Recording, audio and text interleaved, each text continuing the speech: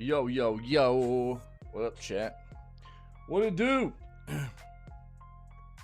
Good morning. Hope everybody's doing well. Happy Tuesday? Usually better than a Monday, I guess. Man. Excuse me. I don't know what we're going to play today. We're definitely going to do the news because that's what we do. So video gaming news will pop off in a moment for January 9th this morning. And then we'll get into probably either, I don't know, man. I've been enjoying the finals, and I kind of just want like a chill day of playing some finals. So we'll probably do some finals, and I think whenever I get back on Thursday from our normal day off, which is tomorrow, right? So tomorrow will be no live stream because that's our normal day off. I think whenever I get back from the day off, we'll get back into Fallout New Vegas to try to finish that up as well. So we're finished with Alan Wake 2 because of a soft lock, unfortunately. And we are finished with Baldur's Gate 3 with both of our endings. So that's cool. I'm glad we got that done. And now all we really have left that we've been playing currently is Fallout New Vegas. So we'll finish that up. We'll get that done.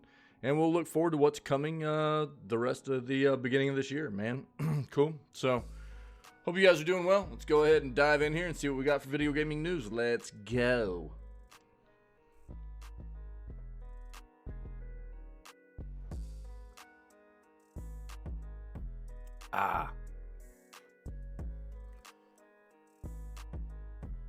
Okay. Let's turn that down just a bit there, I think. That'll work.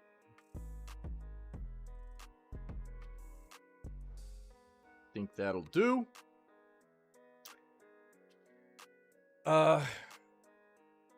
Wait, what? Yeah.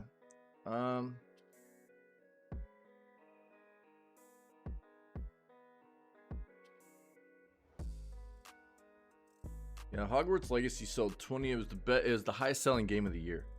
Funny enough, it almost got beat by Call of Duty, and probably eventually will.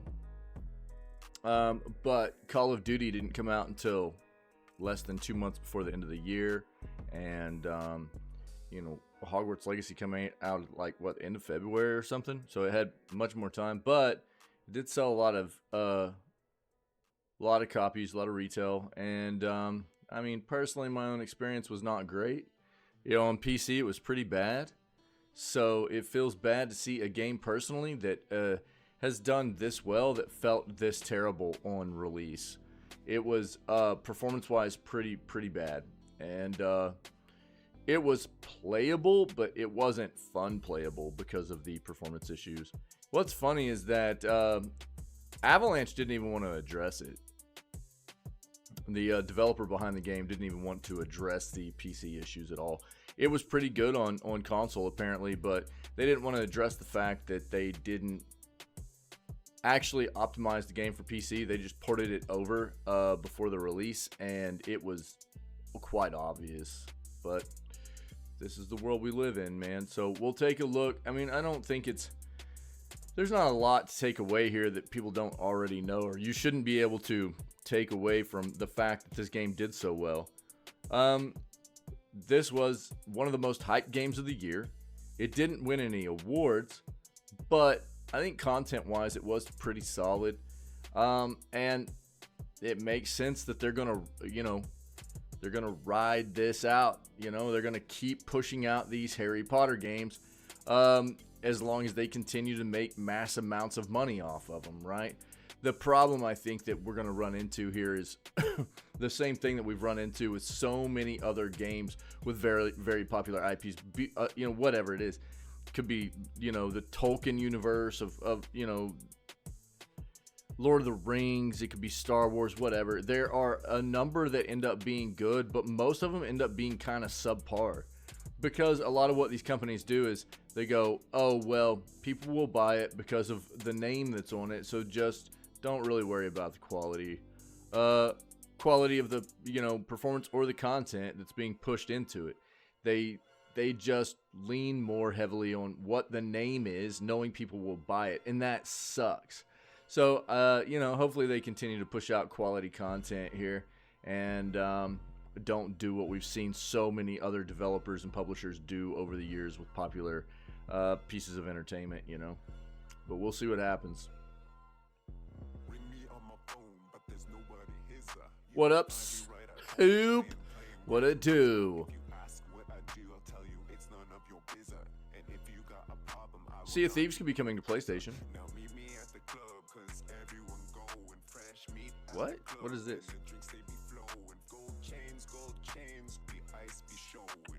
Xbox Backlash continues as another console exclusive is reportedly being explored for PS5. They're talking about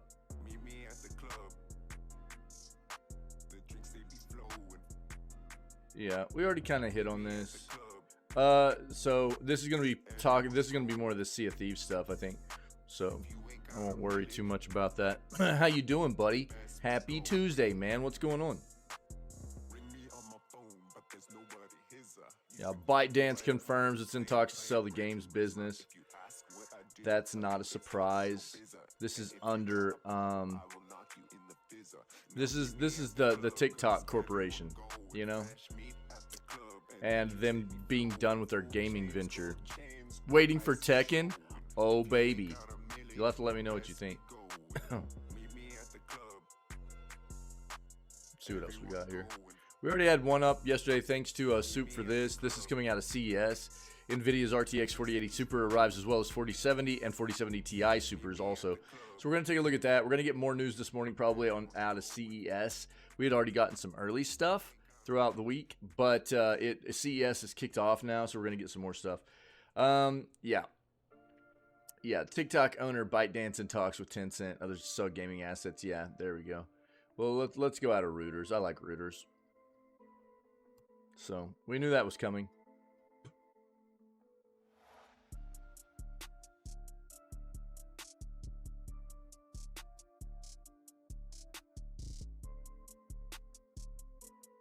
Yep. Got that up.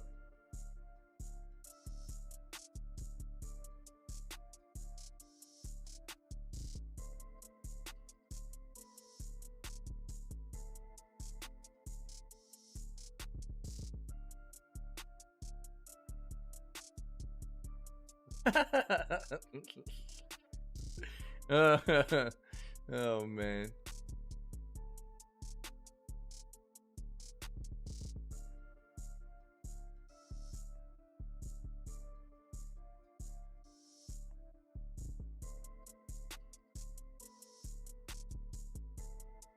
Baldur's Gate 3 designer totally gets it if you're overwhelmed by the shift of the game's third act.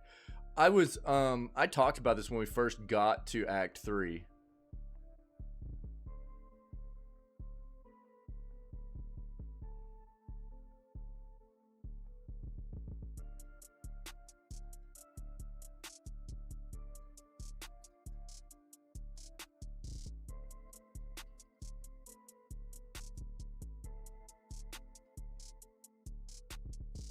I don't know. For me, Act 3 was just... There was just so much. There were so many NPCs but I mean, it was Baldur's Gate, so you kind of understand why. But it was like you come straight into the village before Baldur's Gate, and it's jam-packed with stuff and people and, you know, NPCs. And then you get into Baldur's Gate, and it's even more saturated with that kind of stuff. And it did feel a bit almost overwhelming trying to get through all of that crap, man. That's one of the reasons that I was also talking about how much text there was. Like, just books and notes and stuff like that. Man, it felt brutal.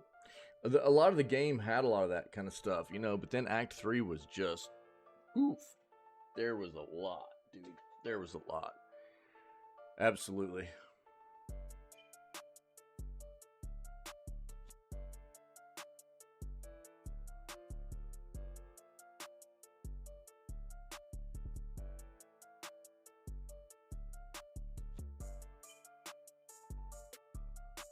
Do we have more out of the MSI Claw now? Do we know more?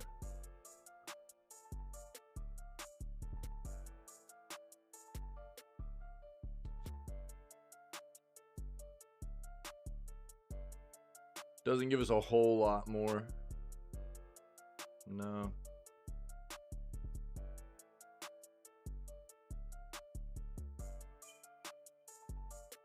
Yeah, no. Still just what we knew out of the MSI Claw.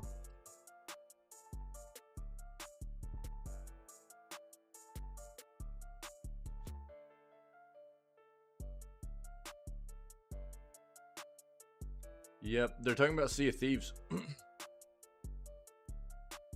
Pretty sure. We've got that up. We've already talked about this.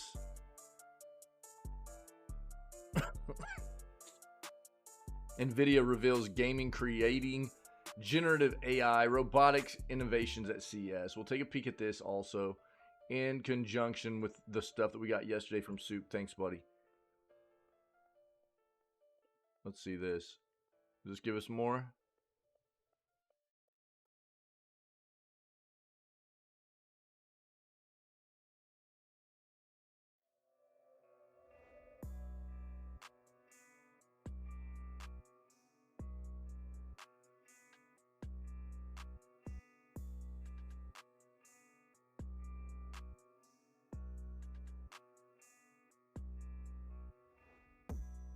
I don't think they've actually shown a whole lot of it yet at CES.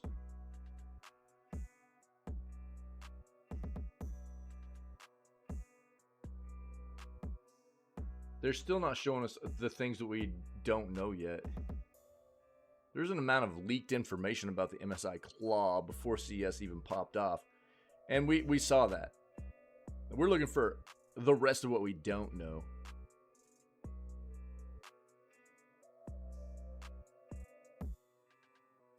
The ROG Nook gives gamers a gaming PC they can hold in the palm of their hands.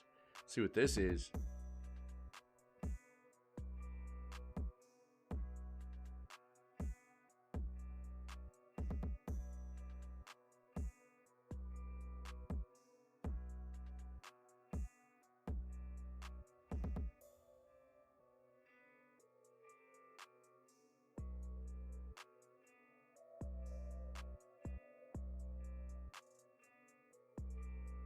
There's more images here. That's good. We might keep this up.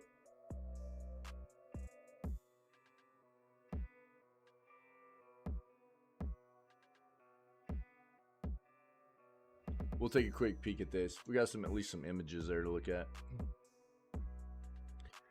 Medieval MMO Avalon set for Epic Games launch. We'll take a look at this.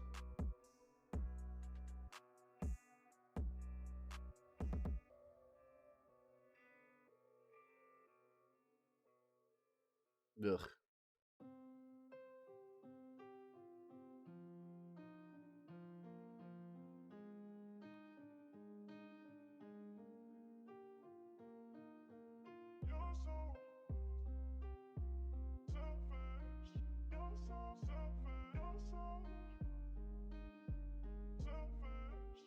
Two more games are available today with Game Pass. We were aware these were coming, but I'll touch on it that way. If you didn't know, you will know.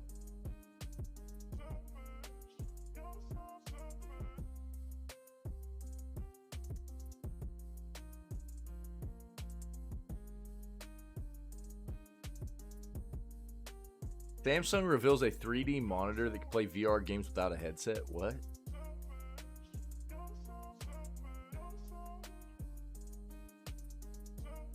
Unity announces largest workforce reduction, lays off 25% of their staff. Look, dude, I was talking about the backlash for Unity of what they were going to have to deal with from what happened at the end of the year there with them trying to just steamroll consumers and their customers was going to be bad and could potentially lead to their ultimate destruction as a company. I could see another company coming in and buying them out, actually. But we'll talk about that real quick.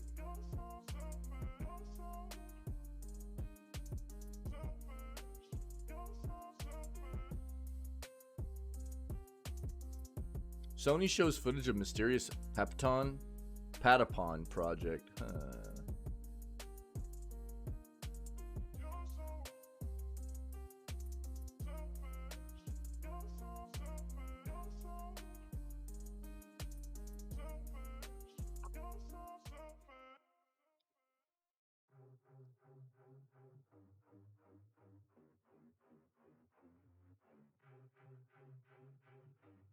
Talked about the Star Citizen stuff. I'll probably have an article up tomorrow about all that on the YouTube page, as well as it highlighted out for the Twitch channel as well. Let's do this. Let's look at our other search.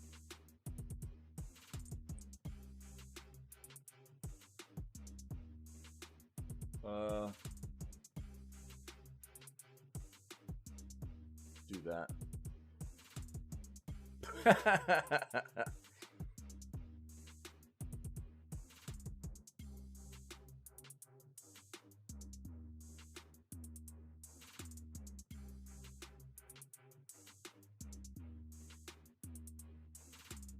We've talked about the Netflix stuff too. Feels bad.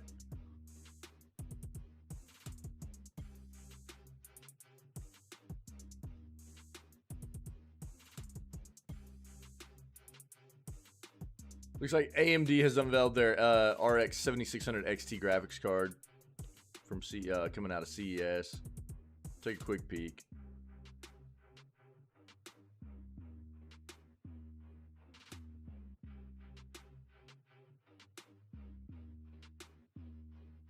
But that's a heck of a down payment on a really decent house. I mean, that's what's crazy, you know, people spend that amount of money. I mean, it's all relative, right? It's all relative, but to each individual person's situation. But I mean, that's a really good point, though. You know, $45,000 for a digital piece of something that you can buy in a video game, as opposed to like what $45,000 would mean to a lot of people in the world. You know. It's a good conversation, man. You know, for reals. Yeah. I know they have live coverage. Yeah, I'm not looking for like. That's what I was telling people before CES even kicked off. I'm not.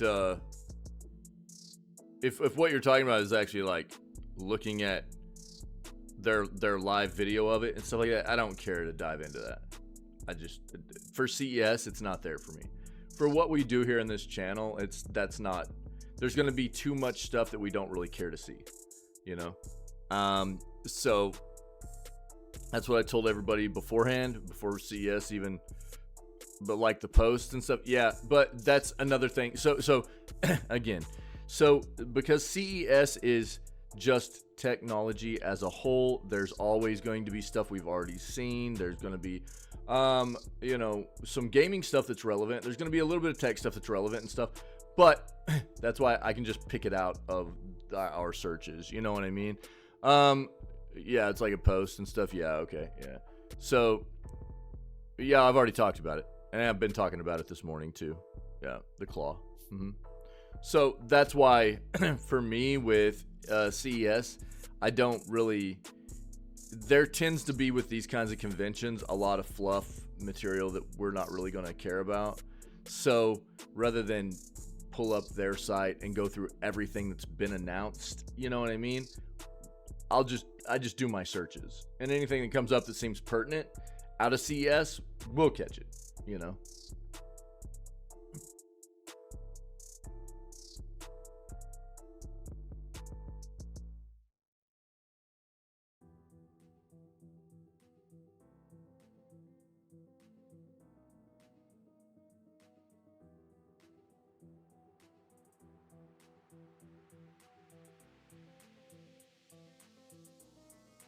Well, do we have something up about GeForce Now yet?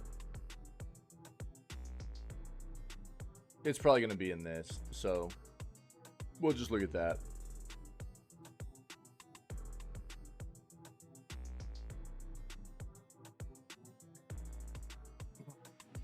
PC is kicking consoles' butt in gaming revenue. Let's read this. There's also a but in here, so we'll see what this means.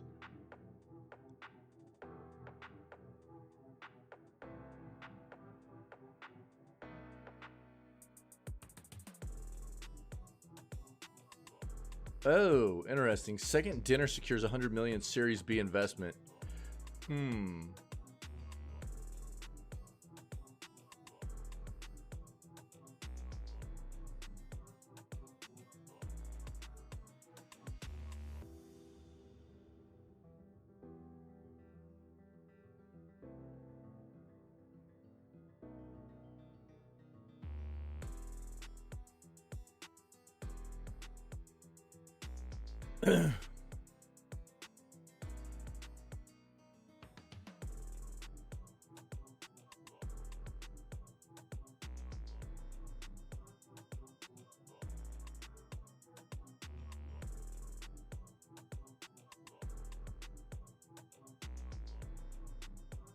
Is this official news? Official news about Spyro, or is this... Yeah, we've already read this. There have been tweets stating, you know, basically that it's been kind of cryptic, but that Spyro's potentially on the way back for some modern gaming stuff, and we'll see what that means. This is not official. They're going off of the same Twitter stuff we'd already seen.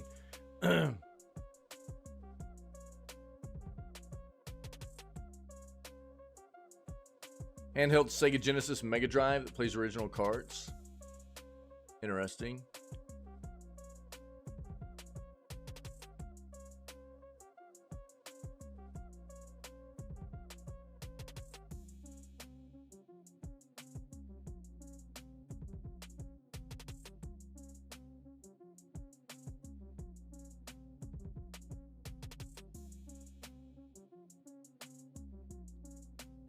Looks like Kill the Justice League is launching on February 2nd. That's about all we need to know. February 2nd, Suicide Squad Kill the Justice League, if you're interested. I highly recommend people just wait until it releases. See what reviews are saying about the game. I mean, gameplay-wise, it doesn't look bad, but there's other things to be worried about on that game as far as I'm concerned. This is a lot of news. Let's stick with this. Let's dive in here. Let's see what we have. Boop. So, handheld Sega Genesis Mega Drive that plays original carts announced. Each system will come with a Nintendo Switch-like dock. Yeah, I wonder who that could be. Huh, Soup? Yeah. The Mega 95 from Hyperkin is an entirely portable system that will support all officially released cartridges for Sega's system. According to The Verge, the machine is based on the currently existing Mega Retro NHD gaming console from Hyperkin, which is also compatible with the Sega Mega Drive. The Mega 95 will also come with a Nintendo Switch-like dock, which allows players to plug the machine into their television and connect additional controllers. The machine can toggle between 16:9 and 4:3 aspect ratio, and comes with a 5-inch display. The Mega 95 is claimed to have a battery life of around 10 hours from a full charge. Release date or pricing information for the Mega 95 has yet to be confirmed by Hyperkin. The company currently sells several machines that emulate classic consoles, including a portable Super Nintendo Super Famicom machine that retails for $120. Sega Mega Drive, known as the Sega Genesis in North America, was Sega's 16-bit system, originally released in the late 1980s in Japan. Best known for its pack-in game Sonic the Hedgehog, sequel Sonic 2 would go on to be the system's best-selling non-pack-in title. Later be surpassed by the 90s by the Sega Saturn, which found itself in stiff competition with Sony's PlayStation. Yeah, okay, so here's what I'll say. This is cool, this is neat, but let me show you something else.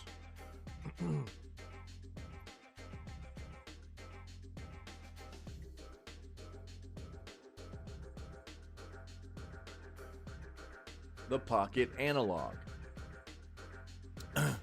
The Pocket Analog is a $200 device that plays anything from Game Boy, Game Boy Color, Game Boy Advance. It also works with adapters that allow you to play the Game Gear, Neo Geo Pocket, Atari Lynx, and more. So, these are, this is a very cool device in and of itself. You can see the way it plays the different games. You know, it's got the same kind of thing going on. It's got a dock. You can use wireless controllers with it. It's got more of a Game Boy-esque build to it, right? But it's got bumper buttons on the back. It's got USB-C. It's these are the adapters, right, for playing the other games. It's got a built-in synthesizer for making music and stuff. There's all kinds of stuff this little handheld does as well. So I think there's the view of the dock and stuff. These are both probably worth looking into depending on what you need and what best fits your preferences, right? As far as something that plays retro cartridges for handheld, this, I think you're going to get more use all the way around out of something like this, out of the analog. It can play more titles than something like, that wasn't it. Wait, what? Dude, I already closed that. Oh, yeah, I'll have to go back. So the Analog Pocket is that, and this is cool too. Don't get me wrong, this is cool. But you're only going to be getting the Sega stuff out of this, right? I mean, the difference being this plays actual Sega cartridges, right? Which is dope. That's really neat. You know what I'm saying? So they both have their own kind of niche, and like they were saying with the, I'll pull up this their site here. So, yo, random mode already. Let's go. So this is more something that is a portable replacement for old actual consoles. The Analog Pocket is something that will play retro cartridges for most handheld retro devices, right? So there is a difference there. Just know that. But you might need both. You might be better off with one or the other. They both serve a cool purpose in being able to allow maybe collectors or just gaming enthusiasts to play retro cartridges, depending on what you've been collecting or what you're into, what platforms you were into, right? Let's see, where's their site at?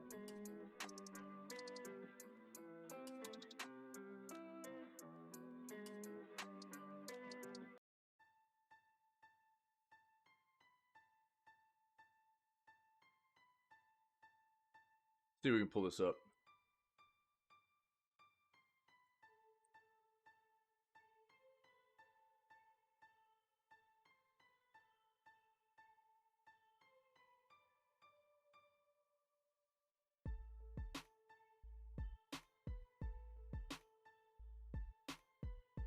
But look at all this stuff.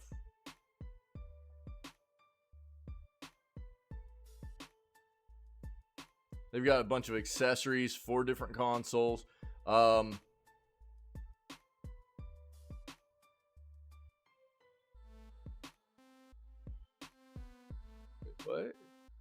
That's not showing.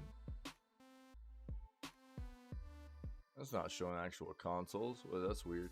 See if we can find this. The retro stuff. Yeah, check it out.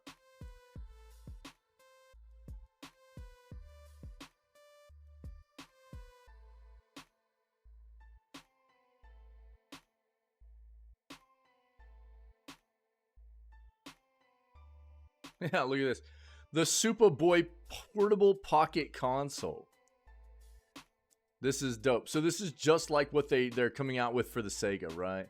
But this plays Super Nintendo games. Yeah. This is pretty dope, dude. I didn't really know about this company before now. So this is a pretty cool $120. Plays actual cartridges, right, for the Super Nintendo. But it's got modern hardware stuff for it too. It's got a dock. You can attach wireless controllers as well. Original Super Nintendo controllers.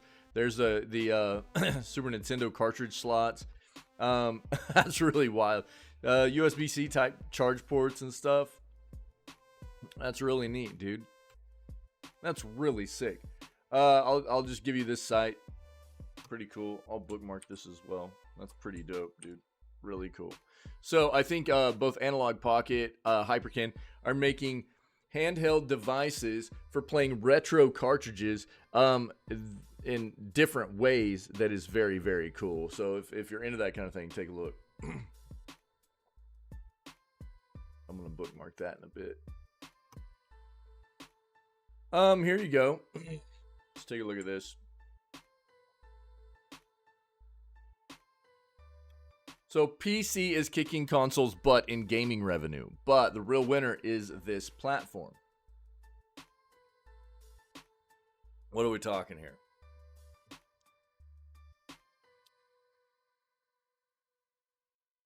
They're going to be talking about the Steam Deck. Age-old debate, it looks like anyways.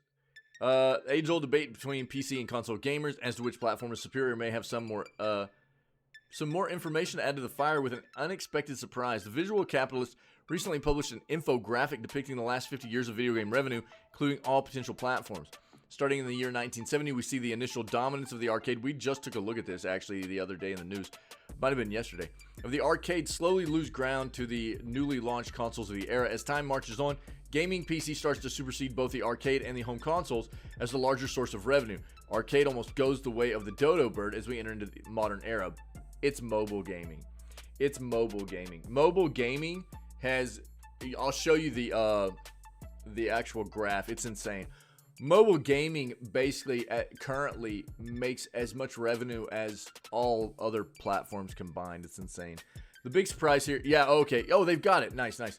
The big surprise here is how incredibly prolific mobile gaming has become in both adoption rates and in brute forcing a serious amount of revenue out of the industry. See this? This is what we saw the other day. So you can see it. Arcade was huge, like back in 82. Console, right? Console's always been there. It really dropped in 85, but it's been, you know, pretty steady ever since. 95 had another drop, but it's not the same as arcade, which you can see is just like really started going away entirely, right? PC, obviously, you can see is really starting to outdo console by quite a bit. Consoles at 30 billion currently as of 2022. PC was at 45 billion. You know, that's a significant chunk more. But then you take a look at, you know, the mobile side of things. Mobile's at 101 billion of that same time period. So you talk about how much, you know, significantly more PC is over console, but then you take a look at what mobile is over even just PC. Mobile, you can put PC and console together and mobile still generating more revenue, you know? It's crazy. PC and console combined is 75 billion roughly as of 2022, and mobile is at 101 billion. That's significant. With an incredible 101 billion US dollars in revenue in 2022, mobile gaming platforms have dwarfed the 45 billion revenue of the PC. Console market is holding steadfast at 30 billion, no doubt being cannibalized by both mobile and PC temptations. The truth of the matter is that in the modern gaming age, there exists an abundance of choice available to gamers that were never possible in the past. One can argue that PC games can often be more expensive on average than what?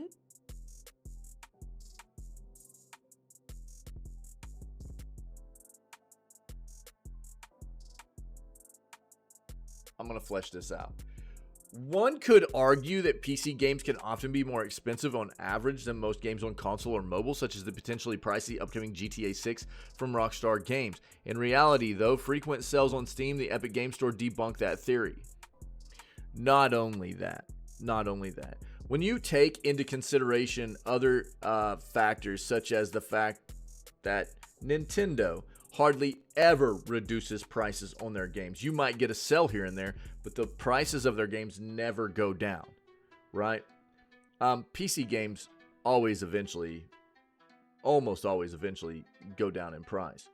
Also, a big difference between these two sides is you can't leave out the fact that PC gaming, you get free games all the time, across the board, multiple platforms. Free games are something that you can get a hold of all the time. Good ones too. We just saw a ton of it come out of Epic, you know, from the holiday giveaways and stuff. But good luck getting that kind of stuff on console. Okay, so there's much more opportunity to actually get your hands on free gaming software on PC that you don't even have to pay for, as opposed to, even if you get it at a decent sell on console, that's still way more than you have to pay for free games on PC, right? So they're leaving out an entirely, I think the bigger issue is most people see PC as a platform to game on as more expensive up front than console is, not the games themselves. There are a myriad of ways to generate revenue, ranging from loot packs and online subscriptions to special editions, which undoubtedly skew the results here. PC gamers are used to the onslaught on their wallets over the years. Mobile gaming is often cheaper by comparison, given its more stripped down nature and having to run on less capable hardware.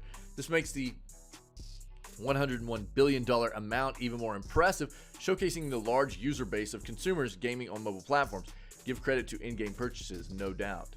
Nah, I mean, this is something that has permeated everything in gaming nowadays, though. It's to a larger extent on mobile for sure, right? Because this is where a lot of it originated at. It's been more accepted on that front too. But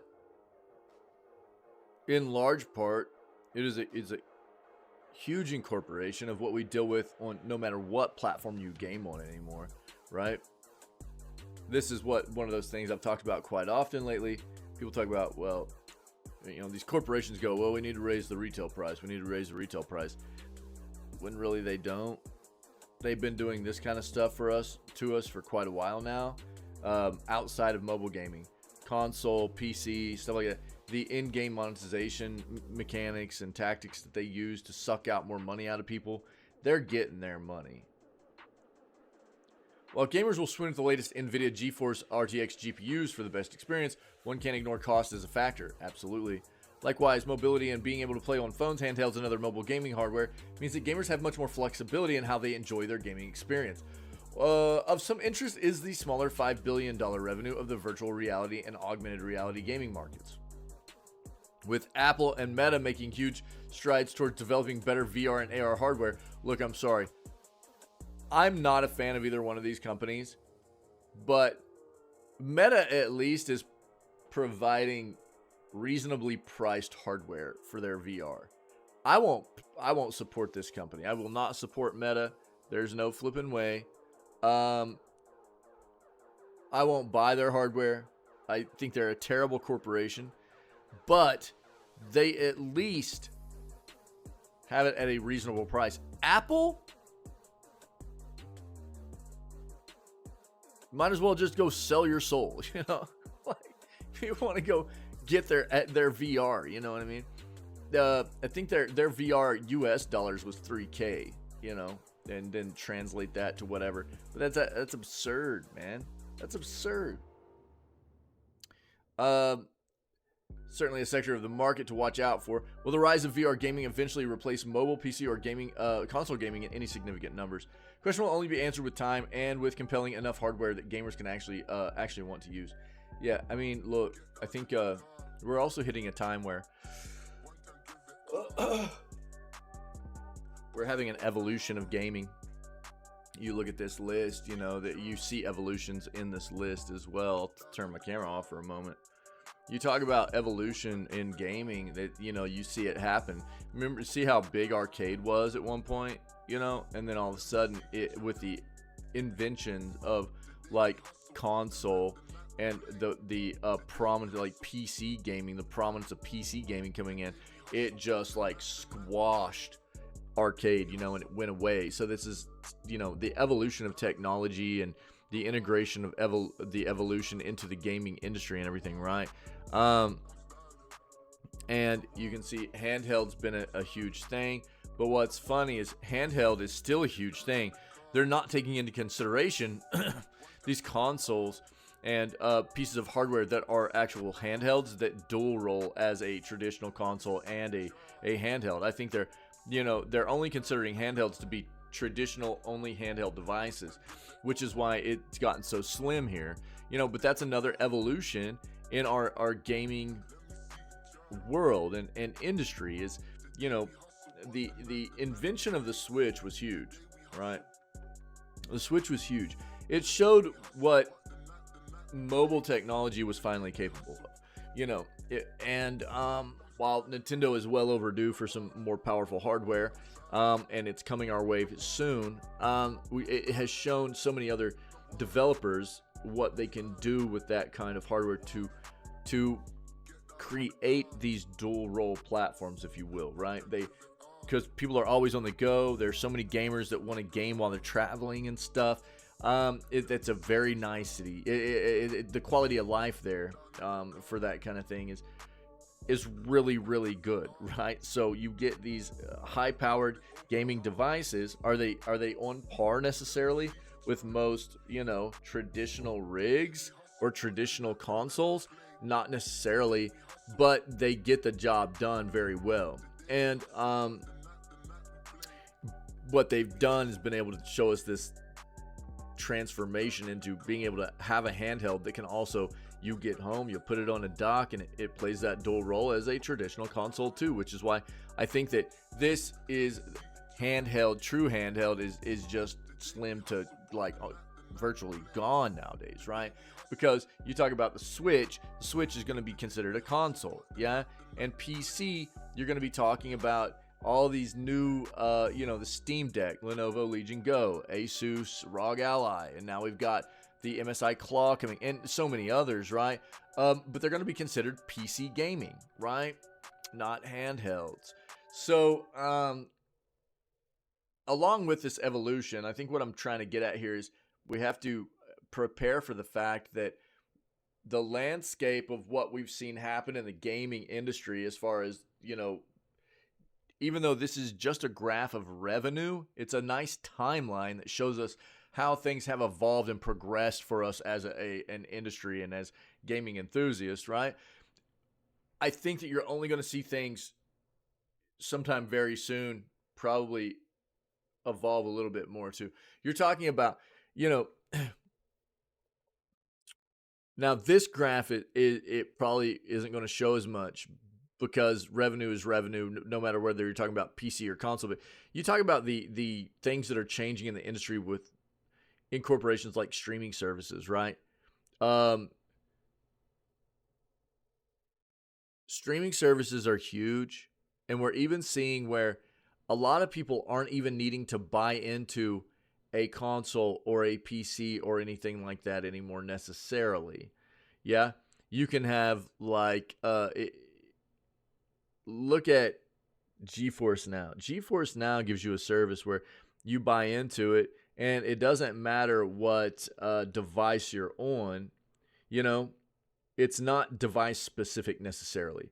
As long as you're on a device that can access GeForce Now, you basically are using their hardware to run games as a streaming service through the cloud and stuff like that, right? So I think as we move forward, there will be a little bit of a separation here where we'll start seeing even revenue be put into another category of streaming services and things like that. So, because streaming services are absolutely changing the landscape of how we access and utilize gaming content and things of that nature. So, it's just cool to see the evolution, and I think that we'll see more of it as we move forward. It's kind of crazy, but I do think consoles probably not really stoked to see a PC moving up over them. Like as much as it has over this past like decade, basically, because we were on par right around here. 2015, console and PC was pretty close, but as of now, PC gamers, the industry is jumping up for PC over console, but mobile is insane. That mobile, Jesus, that's crazy. All right. That's an interesting article and very good. And we had already seen that if you want more out of this here, we'd already seen that graph, pretty crazy. And this is a nice article right here. I like this. It can, I think, generate a lot of discussion here about what has been and also what could be. What if you will. So feel free to chime in on this one.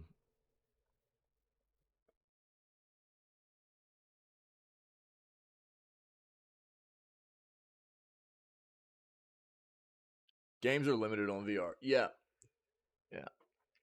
Yeah, no. VR is not going to, I mean, I don't see it that way either. I think a lot of people expected it to be. But I think now it's shown how long we've had VR and how little people are grabbing into it.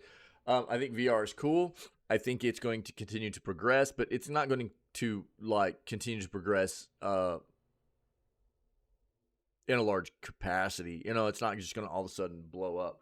The technology is getting better. The software is continuing to be developed for it in a greater capacity, but it's just not being embraced as much as I think a lot of people thought it would be. Um, I don't know.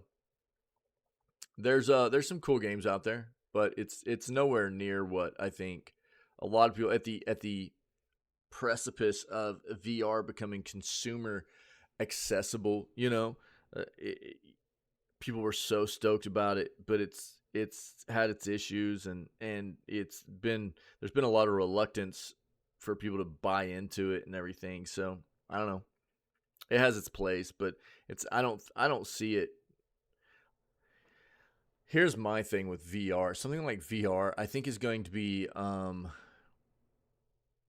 just continue to take a backseat to everything else until it's more seamless. You know, till VR becomes a more seamlessly integrated piece of technology for gaming, it's just going to continue to be a backseat for a lot of other stuff. Um,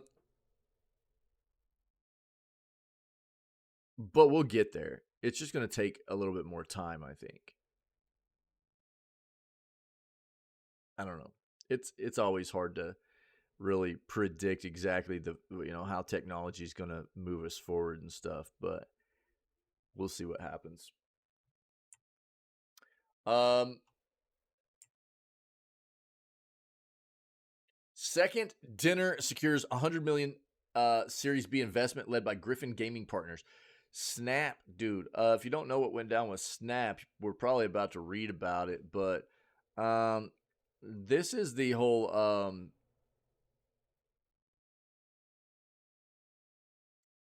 who was publishing them and they're getting shut down, right? I thought. Um, Second Dinner, the award-winning game development studio behind the hit game Marvel Snap, today announced a $100 million Series B investment led by industry titan Griffin Gaming Partners. This investment is Second Dinner's latest step in its endless pursuit of making the world's most fun games. Um, Having already left an indelible mark in the gaming industry with the global acclaimed Marvel Snap, which boasts 22 million plus downloads and 200 million plus in revenue since its launch in 2022, Second Dinner shows no signs of slowing down. Um,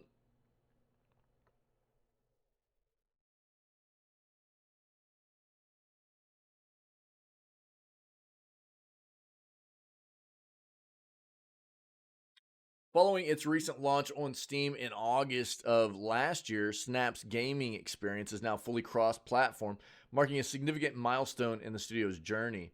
Um, yeah.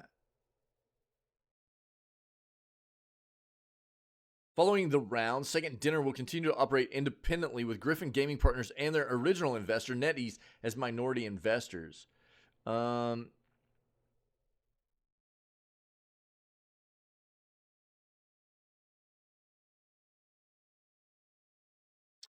who was it that was let me see this. Let's pull this up. A lot of it's just fluff content there. We got the just what we needed, but Marvel Snap. Who was it that was Newverse, dude? Newverse. Yeah, yeah, yeah, yeah, yeah. So the recent Newverse news, we had hit on this a little while back. Who was Newverse under? And they got it's the ByteDance stuff, right? Yep, ByteDance. So this is something we're going to be talking about today too. That's what I thought, but I couldn't remember for sure. ByteDance is TikTok, right? Owners and they are also the ones that have been like, we're done with gaming, right? We're done with gaming, and that's who's been publishing um, Marvel Snap up to this point, right? So that's why I wanted to try to bring this up and make sure people were aware. So if you look on Steam, right, you see that Second Dinner is the developer, but Newverse is the publisher. Yeah. So with Newverse getting basically dissolved because ByteDance is moving away from the gaming stuff. I think all this, it kind of comes together for what Snap has moving forward. Like, who's going to be publishing this, and but ultimately the investment here is what we're needing to look at now. But I think once we get to the, let's go ahead, pull this up.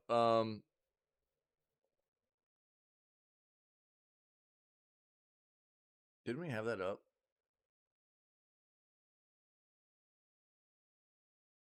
Yep, right here. So we'll just go into this now.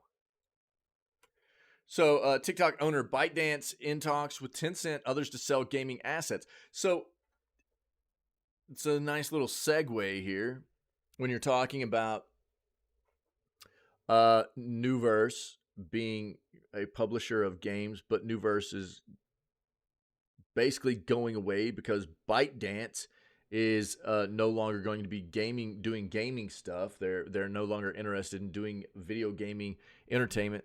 They're looking to sell off their assets, right? So what this means is, if they sell to Tencent, Tencent would then become the publisher of a Snap. Probably that's the way that's going to go, I'm guessing. Depending on how the contracts were for publishing on Snap and stuff like that. But we'll see. But let's read about this. So TikTok owner ByteDance said on Tuesday it is in talks with multiple prospective buyers of its gaming assets, including the world's largest video gaming company, Tencent. As the Chinese social media firm retreats from the gaming industry, talks are ongoing, but no deal has been reached, a ByteDance spokesperson told Reuters. ByteDance and Tencent are discussing a deal involving multiple popular video games published by ByteDance's Newverse gaming unit, including Crystal of Outland and Earth Revival. Local media outlet Late Post reported on Monday, but there's no talk here of Marvel Snap. Tencent did not immediately respond to a Reuters request for comment. ByteDance in November said it would overhaul Newverse and retreat from the gaming business to focus on other core businesses 5 years after beginning its high profile foray into the $185 billion global video gaming market. The firm stops working on unreleased games, planned to divest of titles already launched. People familiar with the matter told Reuters at the time it has been seeking buyers of its other gaming unit, Moonton, which it acquired in 2021. Moonton. Reuters also reported in November ByteDance's relationship with Tencent in gaming has warmed after a rancorous period of competition. Tencent has made heavy use of ByteDance's advertising network to promote its latest game, Dreamstar. Reuters reported in December. Yeah, so it's interesting. They don't talk about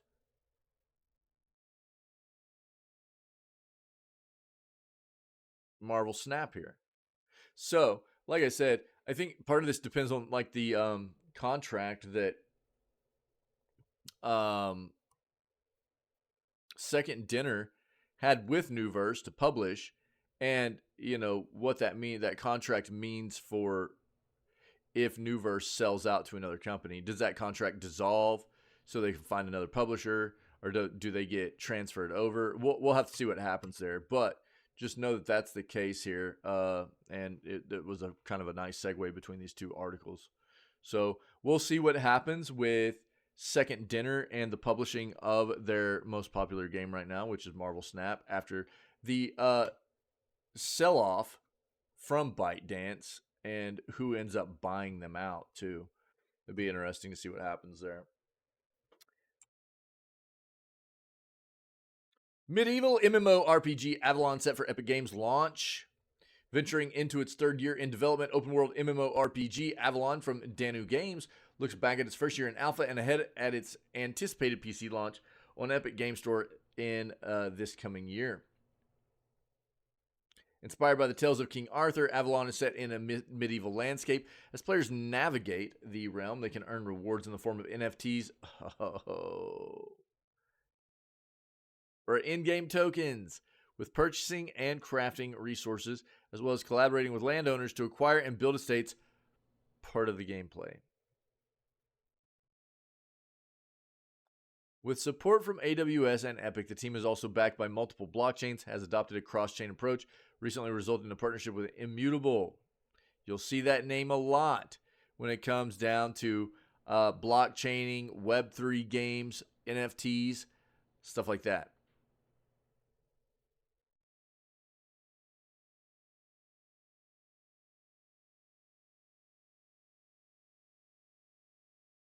I'm not going to promote this, dude.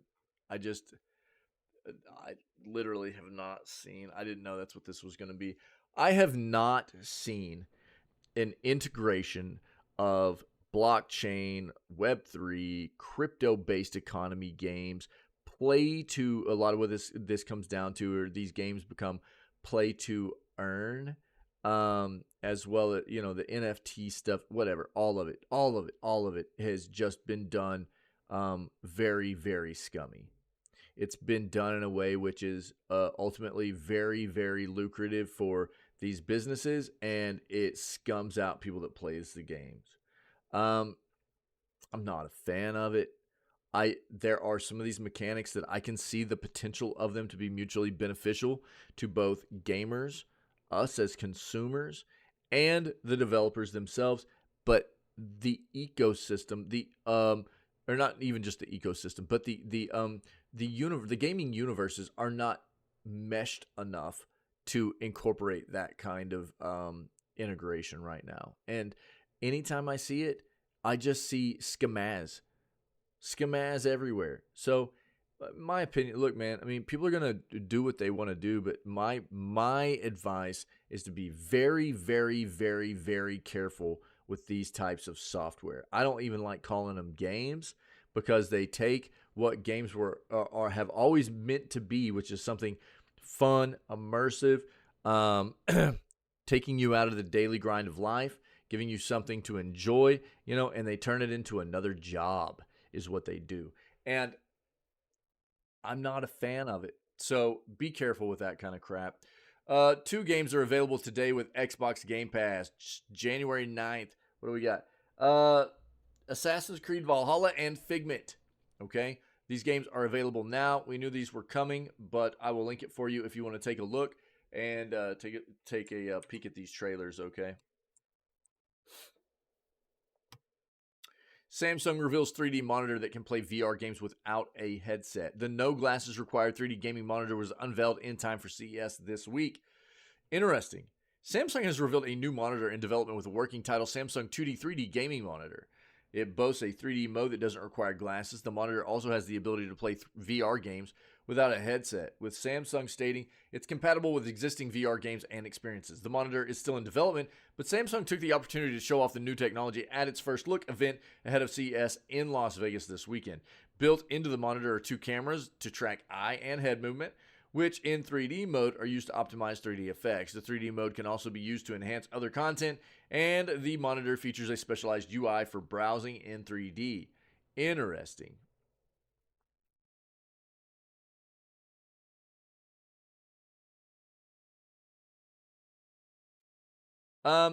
Yeah, I think that, you know,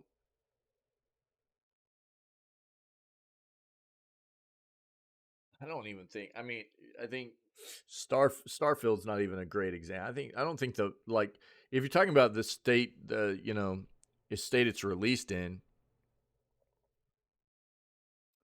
I think people are calling out Bethesda for, content wise. I don't think the game was necessarily terrible performance wise or anything. So you say state of the game. I've seen you use Starfield a number of times. I don't think Starfield was a terribly performing game. I think Starfield was a game that didn't fulfill the expectations of most people for what the game was going to entail content wise, and people have been calling it out for that. And I agree.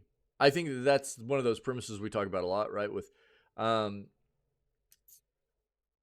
the hype machine, right? These companies are really good at hyping people up, trying to make them see what the companies want you to see about what you're potentially going to experience in the game. And it quite often doesn't translate well once you actually get into the game and experience it, right? So it's not the same thing. And I think Starfield on that front had ticked a lot of people off. But I agree, whether it be performance or content, whatever, all the way around, if a game doesn't meet the expectations that they are either pushing out for what we should be, they're giving these notions to us of what we should be expecting in the game through marketing. If they're not meeting that, or if the performance is just trash, either way, they should be getting called out. You know what I mean? Absolutely. And I mean, that's why I do it. And I think that other people are hyper aware of that. I think the reason so many people are hyper aware is because we've been just duped so many times in the past, So, yeah, I like seeing people do it too. I think there's still a large amount of people that don't. I think there's a large amount of people that just buy. They don't think about things critically. They don't care what kind of company is behind these scummy titles, and they're like, oh, well, I'll just buy it. I don't really care. And I think that's why I do what I do. That's why I try to educate people, because it just creates these big juggernaut monster corporations that give no cares about releasing a game that's unfinished or releasing a game that's not going to fulfill promises on content or what have you, right? What up, True? What's going on? Good morning, my friend. Ready to play some finals today? The monitor's eye tracking technology also lends itself to playing VR games without requiring a dedicated VR headset, with the monitor able to handle existing VR games, experiences, and content. Samsung says the monitor is capable with Steam VR, that it's in the process of securing partnerships for 3D gaming content from as yet unnamed notable gaming publishers. Samsung says it will have more information on the 2D 3D monitor later in 2024, with the product still in its early days. It's yet to be seen how the price of the monitor may compare to the various VR headsets on the market. Interesting. That's a quite an evolution in technology there, yeah. Talking about like playing, it's not going to be the same thing, obviously, but VR on a monitor without having to have a headset, dude, this is going to be an expensive monitor. Expensive monitor. So we'll see. I'm hungry. Mom, meatloaf. You guys ready for this one?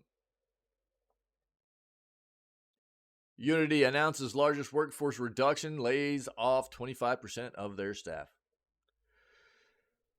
Again, I think it's important to note here, like what I was trying to tell people initially about the whole Unity situation. Whenever this the most recent thing popped off about Unity and them trying to railroad, steamroll customers and push out all these new terms of service and not talk to their consumer base first. It was really, really scummy, dude. It was really gross.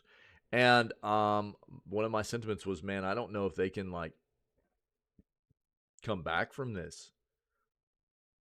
There were so many developers that were like, we're done with Unity. We will not use Unity anymore. Like this is over. And it was tough for a lot of developers, because there were a lot of developers that were in the middle of a process of making games. They didn't have the overhead to just pivot to another engine or anything. But I think that this was kind of inevitable. One of the things I said was, like, I think they're going to continue to dwindle, die off. And I think best case scenario here is that some other corporation comes in and buys Unity and turns them back into something decent. I think that's what it's going to take. I don't think anybody's going to trust them ever again.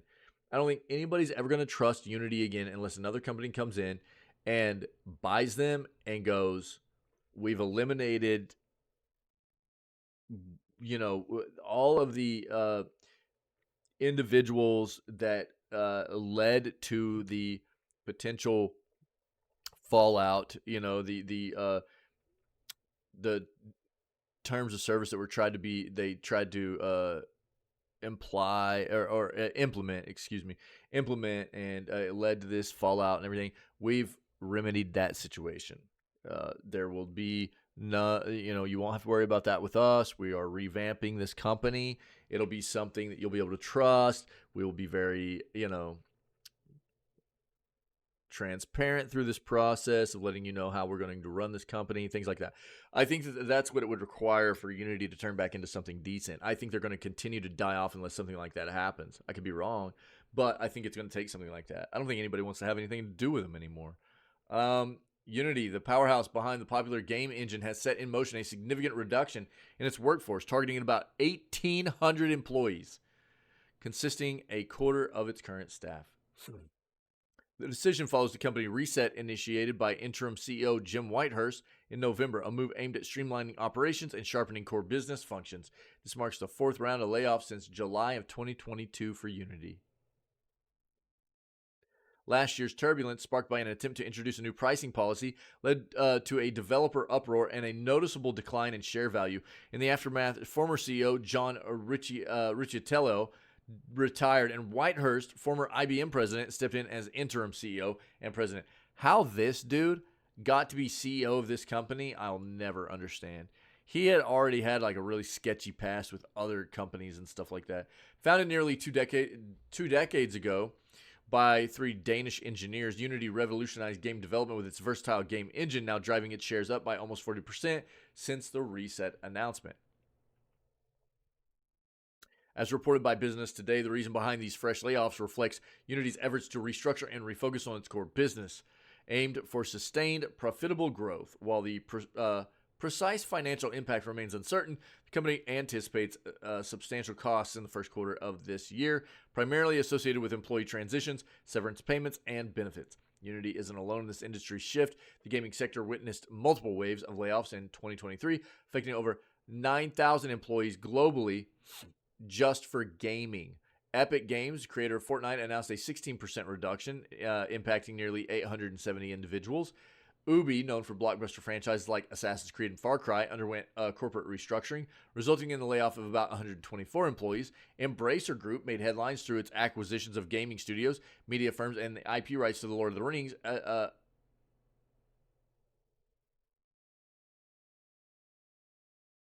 are they not talking about Embracer's layoffs? Embracer was terrible. Embracer made very, very bad business decisions. They put all of their eggs into a basket of trying to get a collaborative deal done with Savvy Games Group, which is just the Saudi Arabian regime, right? That's their corporation they use to divest money into the gaming industry. Embracer thought they had a $2 billion deal done with Savvy Games Group. That fell through. And ever since, they have been just obliterating studios underneath them. Volition. There have been a number of other ones. Just laying off people left and right. It's been terrible to watch what Embracer's been doing to its subsidiaries and stuff. Also looking to try and sell off like what is it, Gearbox, I think. But additionally, EA streamlined its workforce, bidding farewell to roughly 780 employees, amounting to a 6% reduction. Strategic maneuvers across the gaming landscape underscore the evolving strategies of major players in the field. It's been nonstop. We've even seen more of it since we turned over into the first week here virtually of 2024, and that's what I was saying at the end of the year. Like our last news segment of 2023, we had an article where we were talking about all the layoffs, and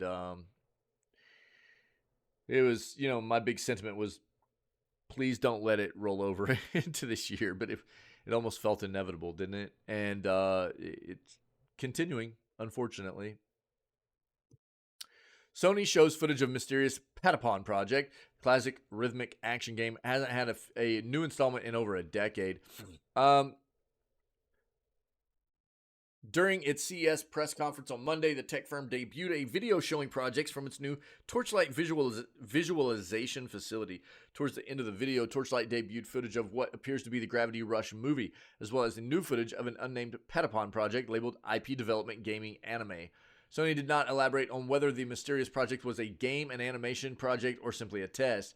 Originally released for the PSP handheld in 2007, Patapon is a rhythm-based 2D platform action game which players command an army of cute anthropomorphic eyeballs known as Patapons that can be commanded to move forward, attack, defend, and retreat by using a sequence of drum beats. The game received 2 sequels on PSP. The first 2 games were remastered with 4K visuals on PlayStation 4. Last year, the developers behind Patapon's spiritual successor, Ratatan, raised 10 times their Kickstarter goal at 219.3 million yen or 1.5 million US. Speaking to VGC, Hiroyuki Katani, who designed the original Patapon games, didn't rule out working with Sony on a traditional sequel in the future. So there you go, I guess. How long is this? Station. Torchlight is a place that all these various divisions of Sony can come and experiment. We're also a field testing ground for Sony R&D tools. There's just been a revolution in this work in the last few years, and the team here is right at the leading edge. We have all of the resources that are necessary to create the next generation of entertainment. Torchlight is allowing filmmakers to return to that pure form of creativity where they can create with a sense of play.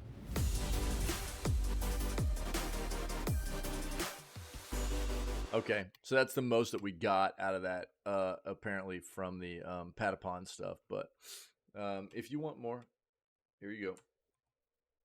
Or if you wanted to see more out of that article.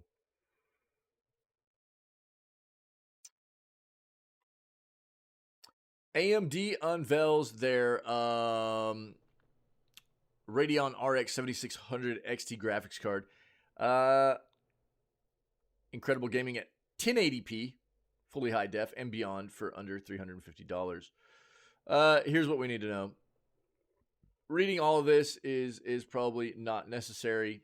I'll link it for you guys. They've given us, be aware, this is AMD's site, okay? So this is going to be a big promotional piece of content. There will be, I think, as I tend to do with a lot of these pieces of hardware, I use benchmarking sites that give you a price versus comparison, price versus performance comparison, excuse me, so that you understand where the best, I guess, point for you will be as far as your budget is concerned on where you can get the best performance at, right? I highly recommend people do that. This is AMD's site. They're going to tell you that this is the best thing you can get at this price point, you know, for this type of performance. And that's not necessarily the case. I like AMD. I think they make great products. But whether it's an AMD product being talked about by AMD or an Apple product being talked by Apple or an Intel product being talked by Intel or any company, they're going to promote themselves to be pushing out something amazing, right? So you have to be aware that this is AMD's website talking about their own product. And until it actually gets released and we get benchmarks for it, so like that, we won't really know exactly how it's going to perform, okay? But they have unveiled their new RX 7600 XT graphics card. It is looking to be a GPU for under $350 US. The main things to take away here is it's got 16 gigs of high-speed memory, support for AMD HyperRX with AMD Fluid Motion frames and other key AMD technologies to enable highly responsive, fully immersive gaming experiences. It'll deliver up to 1.9 times faster gameplay and ray tracing performance in select titles compared to one of the popular competitive offerings based on Steam survey data. We'll see. Okay? what we need to know here really is that it's providing ray tracing experiences at fully high def 1080p, featuring 16 gigs of GDDR6 memory. And it's implementing the next gen AI and content creation workloads, or for utilization in these areas. Excuse me.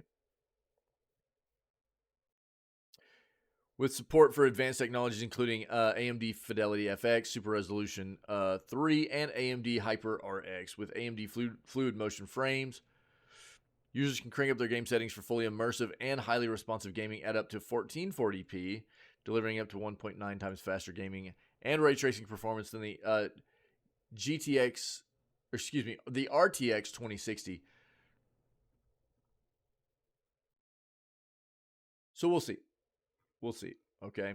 But this is just something that we're going to have to wait until it actually releases. At least we know it's coming.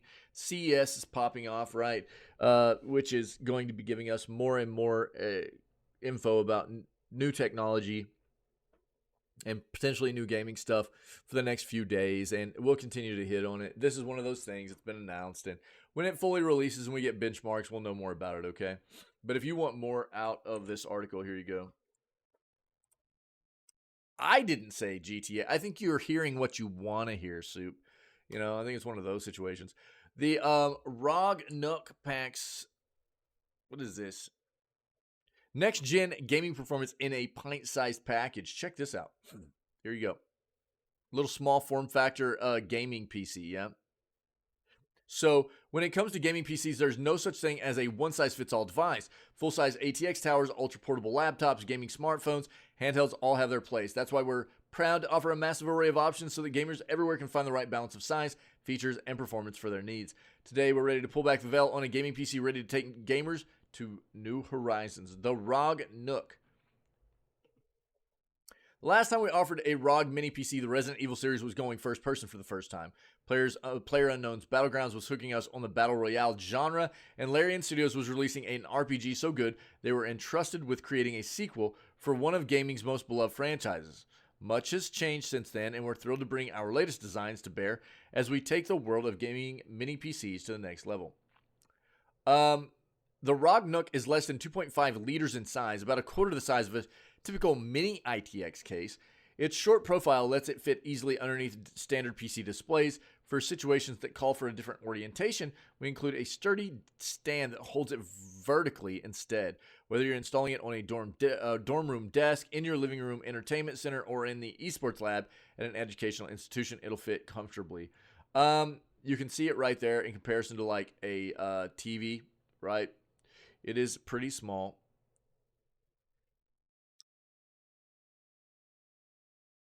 To make it easy for you to pop in your chosen RAM and storage devices, design the ROG Nook inside and out for tool-free installation.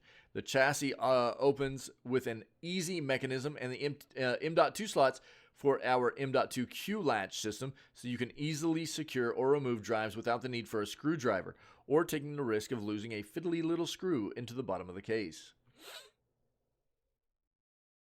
Let's see the performance here. Despite its small size, the ROG Nook boasts a stunning array of gaming-first hardware with up to, they're going to be different models, okay? With up to an Intel Core Ultra 9 CPU and an NVIDIA GeForce RTX 4070 laptop GPU, you'll have outsized performance ready for any game in your library. The ROG Nook feeds these chips with plenty of power. The processor is a 45-watt unit, while the GPU has 115 watts at its fingertips, with another 25 watts available through Dynamic Boost. That TGP puts it on par with how we can configure those chips in our most powerful gaming laptops. 3 PCIe for 4.0 M.2 slots, be able to build a spacious and speedy gaming library. Supports up to 64 gigs of DDR5 RAM in its 2 DIMM slots.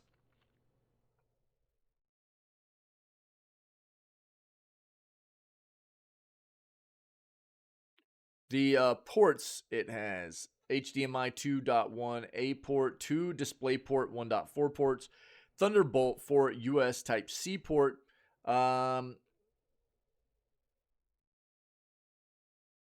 be able to direct connect up to 4 displays, 4 USB 10 gigabit per second ports, 2 USB 2.0, let you attach a fleet of peripherals. Let's look at their website. That's interesting. Yeah. So here's all the stats.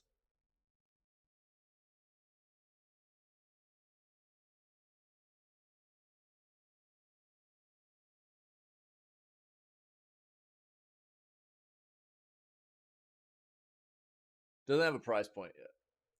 It doesn't have a price point yet. For the Rock Nook. Let me see if I can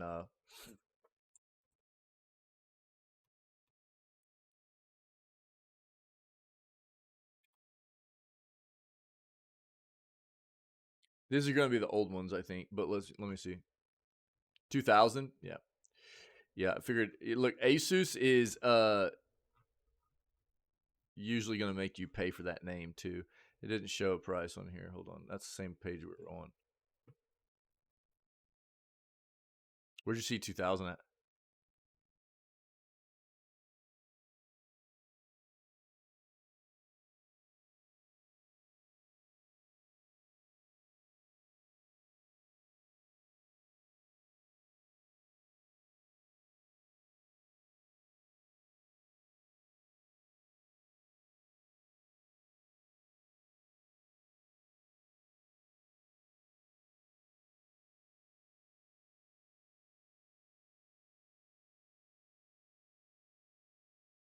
I don't think anybody's really speculating on price yet. It's going to depend on what kind of hardware you're getting into, what model and everything, but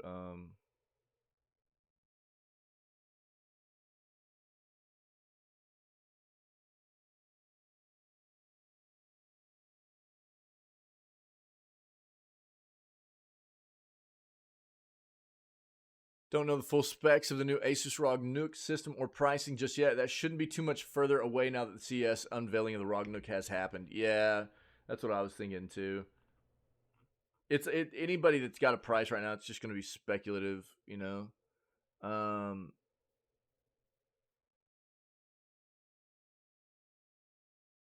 mean, what's a like I said, it's going to depend on they're going to have different models. They're going to have different models. So, it'll depend on what the model is, what kind of hardware you're getting in it, and one of the biggest differences is going to be the different GPUs that you can get in it, right? So, like, what is a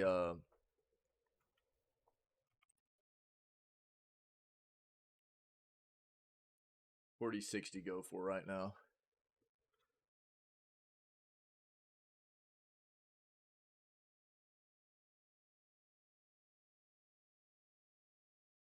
Let's say probably around $400. Then what about the 4070?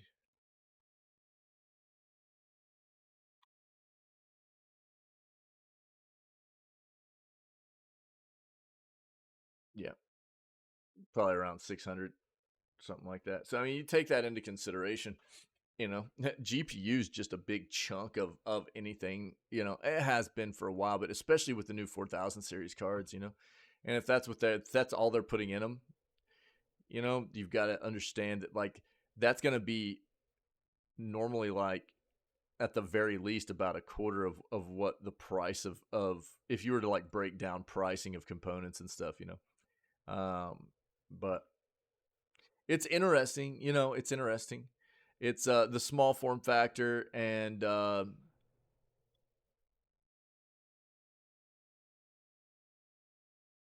mean, this is one of those things, right? I mean, the when you talk about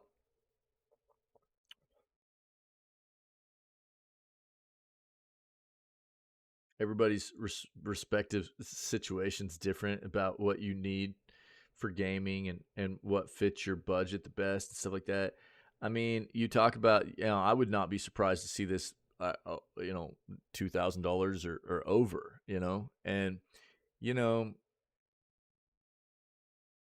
that's one of the reasons I've been promoting. You take a look at something like this, and one of the reasons I've been promoting things like the PC gaming handhelds is because there's a plethora of devices on the market now at different price points with really good hardware that play a dual role, you know, and I feel like a really nice segue into PC gaming where you're going to be paying anywhere from like probably a quarter of what this costs to half of what this costs. You get a mobile gaming device that can dock up and play PC games, most PC games at a very high level.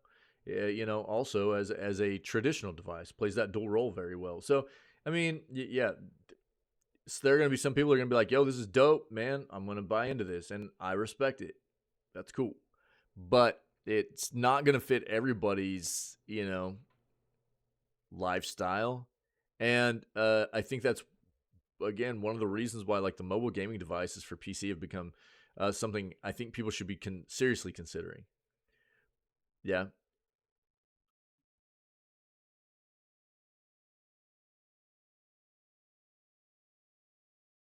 It's neat though.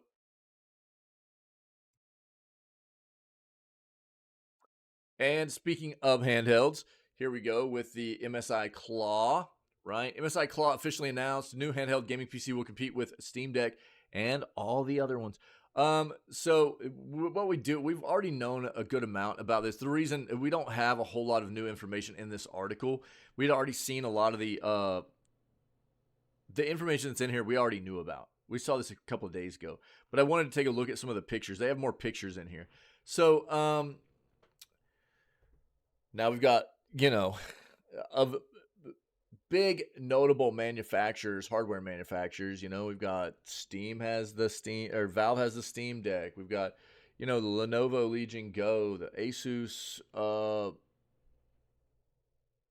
ROG Ally, you know, now we got MSI Claw. The list goes on and on.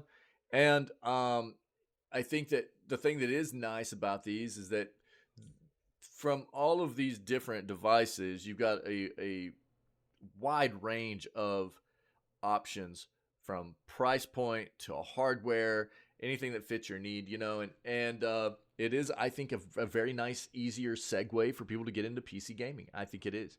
Let's take a look at some of these picks. We already know, if you weren't already in the know, I mean, the Claw features a 7-inch fully high-def IPS display with a 120 hertz refresh rate. This is what I said before, too. It looks a lot like the ROG Ally. A lot like. In its design and everything.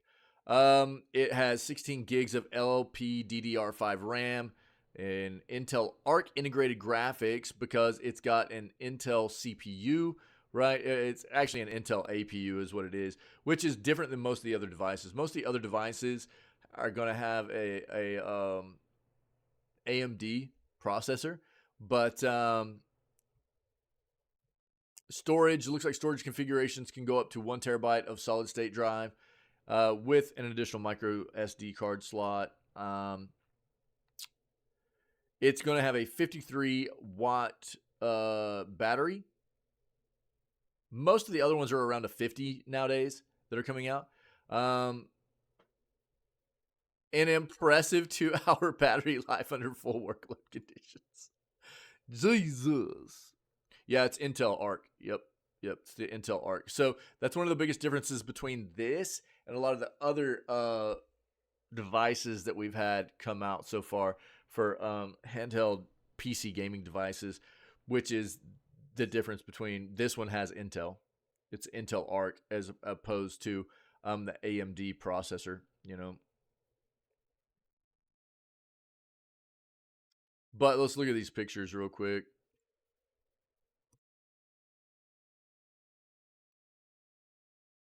See, I love this, dude. Put some ergonomic, put some curvature in these flipping designs. Dude, if the Switch comes out and it's just a flipping block again, I'm going to lose my mind. Or the new Nintendo hardware, anyways. I don't think they will. I think they'll actually make it more ergonomic. But Jesus, it was so hellish to hold on to, dude. Or grip. I hated it.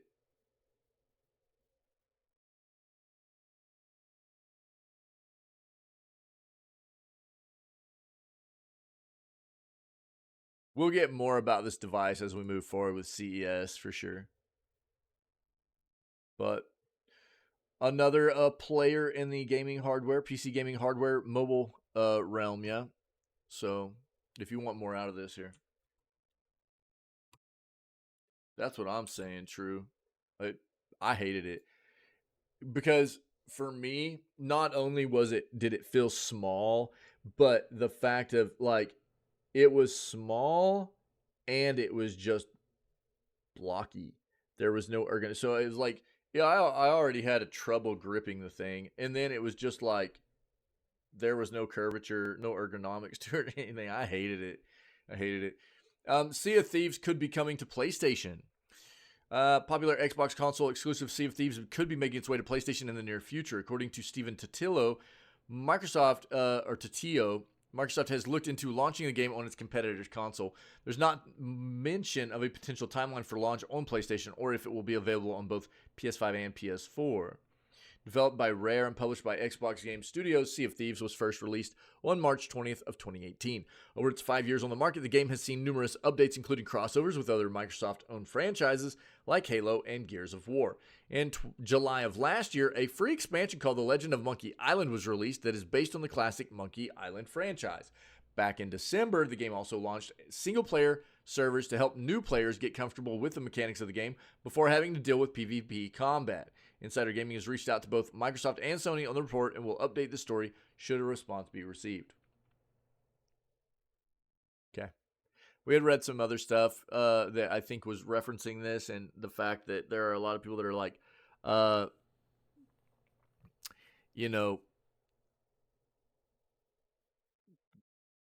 there's some fans of the series that don't think it's fair that this would go to a competitor or whatever. But I mean, look, anybody that is a fan of Microsoft and Xbox at all has to understand that Xbox is more about getting their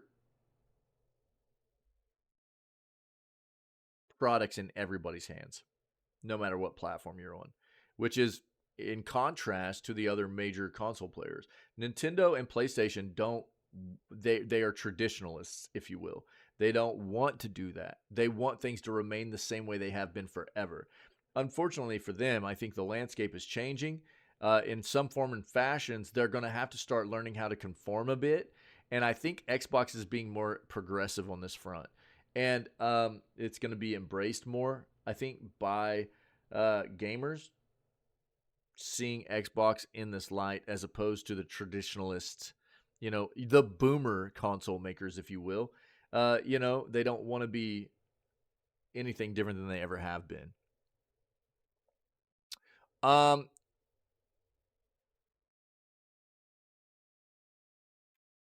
Soup, I'll be honest with you. I think Xbox, of all the console players, I think Xbox does a better job at taking care of their consumer than either one of the other console players does. Are any of them fantastic? No, I don't think so. But when you talk about things like backwards compatibility and things like that, Xbox is head and shoulders above any of the other ones. And that's a huge thing for consumers. There are certain ways in which I feel like Xbox has done a better job at taking care of and at least having some kind of aim at not just being greedy, And so I do feel like Xbox is the better one out of all of them with the things that I've seen over the past number of years, personally. If I was going to buy into a console nowadays, it would be, if I was going to buy into a platform, which I do have Nintendo, right? But Xbox is the more consumer-friendly option. I really do think that. I think they take better care of their consumers. I'm not saying they don't do things as well, but of the things I've seen, they seem to be better at looking at their consumer than PlayStation or Nintendo does. Hogwarts Legacy sold 22 million copies in 2023. Yeah. Get rid of that. There we go. That's what I wanted. There we go. We got it.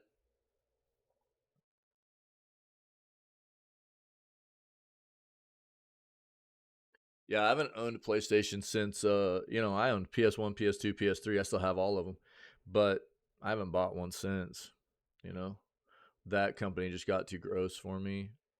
Same way with Xbox though. I mean, the only I had the first Xbox, and then I moved away from Xbox, and I didn't really do a lot of their stuff after that. It was mainly PlayStation for me. So I mean, you're talking to somebody that I've traditionally, of all the consoles, I was always more of a fan of PlayStation than anything else. But over about the past half decade, I've really seen PlayStation become one of the, more disgusting, if not the most disgusting console brand out there. I'm not a fan. Not a fan at all. I think they're disgusting. I'm a pretty, I mean, obviously I'm very vocal about it, but there are a lot of ways in which, PlayStation has just gotten really, really, really gross to me. And which is why I haven't bought into any of their past two platforms. I don't want to support them. Nintendo's been a harder thing to get away from, unfortunately. Having the kiddos and everything. My kids have been raised to be PC gamers, but they like the Nintendo stuff too. So that's a harder one to get away from. But Nintendo's really bad as well. I mean, Nintendo's disgusting. They treat their consumers very poorly. They really do. I think PlayStation and Nintendo are right on par with each other, actually. I think a lot of the reason why Xbox is a decent, or I guess a more respectable than the other two company in the console realm of when it comes to taking care of consumers, I think a large part of it is Phil Spencer, dude. I'll be quite honest with you. I think if they didn't have Phil Spencer, they'd be right on par with the other ones. I think Phil Spencer's a huge part of it. Yeah, yeah.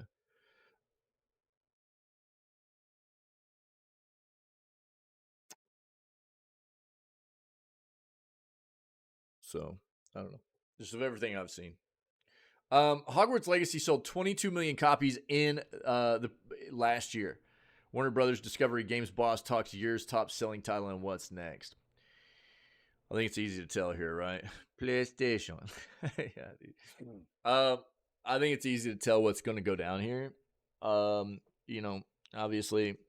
Avalanche is going to be making more Harry Potter stuff, more Hogwarts stuff, and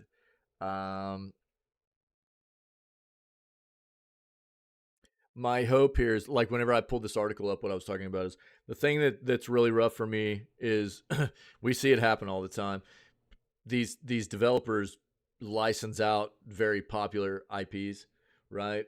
Very popular pieces of entertainment to build software off of, build games on and within, and sometimes few and far between they end up being really good. Most of the time, though, they're either mediocre to really bad, in my opinion. And a lot of it's because they get the impression that people will buy the game just because it says Harry Potter on it, or just because it says, Star Wars, or just because it says flipping Lord of the Rings, or you name it. Yeah. Yo, what's going on, Emma? How you doing, friendo? So, I don't know. This is one of the things that's always scary about this kind of situation for me. Hogwarts Legacy did really well, but we all know who's behind this game ultimately, which is Warner Brothers, right? And we all know how Warner Brothers can be as well. Avalanche, I think for their first big game, Avalanche did pretty good, even though I flushed the game on PC. The game on PC was bad. It was not good. It felt pretty terrible. They tried to port, this game was developed for console. It was very, very obvious. They tried to port it over to PC before its release, and it didn't feel good, man. I mean, all the way around. Performance was terrible. It was not optimized for PC hardware. It was not optimized in any form or fashion for PC gameplay peripherals. anything like that. The menus were built for console. It was obvious this game was ported to PC as a console version before release, and it felt bad, you know. So I flushed it after trying it for 8 days. And but I do know that this game was supposed to be very, very good on console, which is great. But I'll never ever excuse a company for releasing a game on any platform when it's not ready to be released for that platform. And on that front, Avalanche and Warner Brothers can get wrecked for their release of this game on PC. It felt terrible. It was gross. And they didn't want to address it either, at all. They didn't want to address it at all. So, I don't know. We knew that this was the highest selling game of last year. And I think that overall, you know, the content in the game was pretty good, but there were limitations. A lot of people were pissed. It's like, how are you going to come out with a Hogwarts game and not put, you know, certain things in the Hogwarts experience? Like, why am I tripping? Why can't I think of the flipping the flipping sport they play, dude? Somebody help me. I'm brain farting so hard right now. Quidditch, dude, Quidditch. They didn't put Quidditch in it, dude. You know, even flying around on a broom. Oh, yeah. You're at the right place. Yeah, Emma, yeah. Yeah, cool. It looks terrible on Switch. I'll say that. I don't know how it plays, but it doesn't look very good. But that's to be, you know, expected for downgrading a game to play on Nintendo's hardware right now, you know. I even noted things like whenever I was playing the game before I flushed it, there was just stuff that was missed, you know. I talk about the details a lot in games. Details are what matters. And even just flying around, which should be a really, really cool experience, you know, flying around that world on your broom, you couldn't pan your camera down. You couldn't look at the ground. What? Like, I mean, you know, those are things that are just terribly, terribly disturbing to me as a game player. You know, one of the huge experiences after you get out and start getting to explore the world is flying around on your broom. But you couldn't pan your camera down to look at the ground when you're flying above it. That was so disgusting. Like, who does that? You know what I mean? I don't know. There were things that were missed, and it was. I think that for the most part, their content was probably pretty good in the game. But I only had 8 days of experience before I flushed it, so I don't know. But we did know for the majority of this year that this was, you know, this game was super hyped, and it was the best-selling game through the majority of the year, right? It almost got caught by Call of Duty, unfortunately, which is also a disgusting matter because Modern Warfare 3 is overall reviewed very, very poorly, and we know that game was rushed, and it you know, it's just, that's one of these crap things we got to get away from in the industry. A game that released not even 2 months before the end of the year almost beat this game in sales, and this game released at the end of February, so it had about a 8-month jump on it, something like that. And Modern Warfare 3 still almost beat it, and it's a piece of crap game, you know. It's so disgusting. So I don't know. It's, you know, this is one of those things. I think that it's kind of, it should be pretty clear to people what's going to be coming next, right? More Harry Potter stuff, right? Look, I'll let you guys do the math. 22 million retail copies this year at, just say, a $60 price point. Yeah. Just put an average $60 price point on there and you know, see what number you come out to. You know? It's a lot. That's a lot. They might talk about it here. So yeah, Hogwarts Legacy crossed 22 million. What's up, Reagan? Crossed 22 million copies sold by the end of 2023.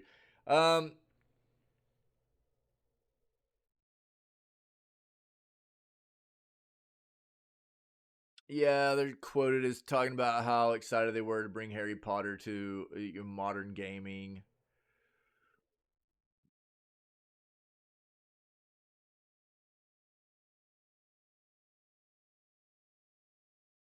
They're giving stats of what people did in the game. With all that time and money and magic spent on the game, Haddad and co. are already working on follow-up additions to the Potterverse's video gaming world. Like I said, that shouldn't be a surprise to anybody. That includes the previously announced title featuring Quidditch. This was one of those things I talked about. I think the reason they didn't put Quidditch into Hogwarts Legacy is because they wanted to monetize it. I'm sure at some point in the product, like in the project development of Hogwarts Legacy, they were like, we got to have Quidditch in here. And some business guy went, no. Don't put Quidditch in. No, we're not going to put Quidditch in because if you don't put Quidditch in Hogwarts Legacy, we can make a standalone Quidditch game and make people buy that, right? Yeah. So the wizard sport that was left out of Hogwarts Legacy to fans' chagrin, which is currently in the beta testing phase, but also a series of other things that are currently unannounced and will let the fans be a part of this world and stories and characters in deeper and deeper ways.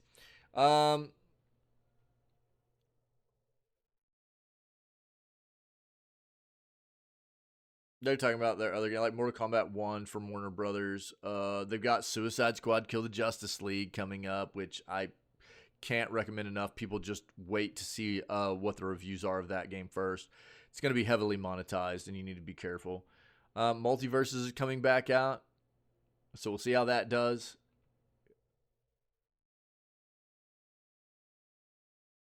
That's about the gist of it, man. That's really, I just wanted to talk about this for a second. Most of this article I knew wasn't going to be really worth reading, but there's going to be a little bit to pull out of it. If you want to read the whole thing, there it is in chat. But I don't know. Hogwarts Legacy is definitely one of those, like, it's a rough one for me to address because my experience was so poor. You know, the PC version was so bad. And, but I think they nailed the console version. It's not an out. It's not, it's not a free pass. It doesn't matter. If they should have never released the PC version when they did. They should have waited. So that feels bad. Hopefully they'll learn a lesson and do better moving forward. But do I expect it? No. Because usually whenever a company still does very well on the release of a game, even if it performs poorly, they'll do it again. It's been proven time and time again. Companies do this crap all the time. They're like, well, it still sold. It still did good. Let's do it again. You talk about Star Wars Jedi crap. You talk about CDPR going from Witcher 3 to Cyberpunk. Companies, if they continue to sell games and they do well, even if the game was a piece of crap on release, they'll do it to you again because they made money doing it the last time. Why would they change anything, So I'm not expecting much from the next title out of Avalanche. I won't buy another game from them on pre-order. I won't buy another game from them on release. There's absolutely no way. Not with the way that the PC version performed. But I'm glad that everybody on console had a good experience. There's at least that, I guess. I don't know. Here, this is from Soup. Thanks, buddy. These are going to kind of segue into each other real quick. This will be the last of what we talk about for the news segment. Before we move on and play games for the rest of the day, dude, I might just play... Yo, by the way, we got a ton of snow last night. We got a ton of snow last night. Yeah, so it's super... I did not want to get out of bed, and I was just real cozy this morning, and didn't want to get out of bed. And but it looks nice outside. Looks nice and snowy. Oh, are you for reals? Dude, it snowed a ton. And it was, coming down last night. It was coming down, and it was, almost blowing sideways. It was so windy, It was pretty crazy. But these last two articles are NVIDIA. Again, thanks to Soup for hooking me up with this first one yesterday. This is stuff coming out of CES, so we'll touch on some of the new stuff that NVIDIA is bringing to the table for us here. And, Oh, really? Wow, that's crazy, True. Wow, Jesus. Interesting. So after we finish this, dude, we might just do a day of the finals. Just play around, have a chill day of playing some community stuff, playing some more finals, and then whenever I get back on Thursday from our normal day off, tomorrow's Wednesday, tomorrow's our normal day off. Thursday we'll come back and get back into Fallout New Vegas. I think that's going to be the play. Okay. But let's do this. Let's finish this up. NVIDIA's RTX 4080 Super arrives on January 31st at a more reasonable $999 price tag. Is that reasonable? That's what I figured. True, yeah. I hope you guys are all right and everything. That's a lot of rain, dude. $1,000. $1,000 for a GPU. That's a lot of scratch, dude. The RTX 4070 Super and RTX 4070 Ti Super are also arriving this month to offer better performance at the same price points. I mean, the 4000 series has been expensive ever since it came out. It's not as much as it was originally, but it's still up there, like way up there. NVIDIA is introducing 3 RTX 40 series supercards this month, or 4000 series supercards this month, if you will, that offer more performance at price points that are similar to better than existing cards. Pricing of the RTX 40 series has been a sticking point for gamers, particularly for the RTX 4080. NVIDIA is replacing the RTX 4080 with the RTX 4080 Super and cutting the price to $1,000 when it launches on January 31st. The $200 price cut, so the 4080 originally was $1,200. You know, I mean, the $200 price cut will put a lot of pressure on AMD's Radeon RX 7900 XT $899 and XTX $999 cards before the RTX 4080 Super launches. There's also the 4070 Super on January 17th, priced at $600, and the 4070 Ti Super with some interesting changes on the 24th at $800. NVIDIA is also phasing out the 4070 Ti, but keeping the 4070 around at a lower $550 price point.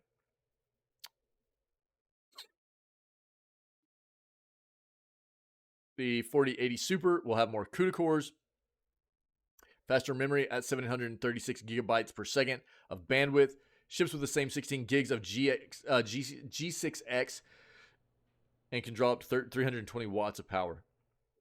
Here's your specs, actually. Yeah, I mean, dude, I'm rocking a 3070, and I feel the same way, you know? Yeah.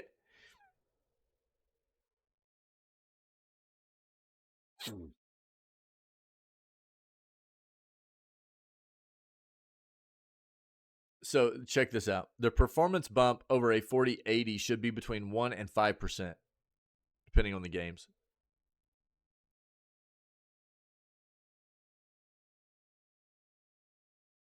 So essentially, it's a 4080 level performance or better for $200 less. That's still, dude, $1,000 is like a huge chunk, if not most of,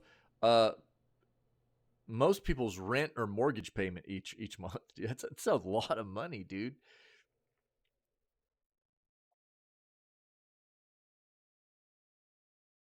I'll let you guys look at all the stats and everything here, but you know, I guess lower price points better. They're still pricey, dude. In my opinion, you know, they're still pricey. So, I mean, it's good. They're evolving it and everything. I mean, dude, what was the pricing jump from like? I remember noting the price jump from like the 2000 series cards to the 3000 series cards was like notable. You know, it was notable, but it didn't feel absurd. You know, it didn't feel stupid. It was a jump. And then whenever the 4000 series cards were announced, it did feel absurd. It felt astronomical. Like the difference in price from the 3000 series cards to the 4000 series cards felt stupid. And I was like, you know, probably not. Let's say probably not, you know. So I don't know.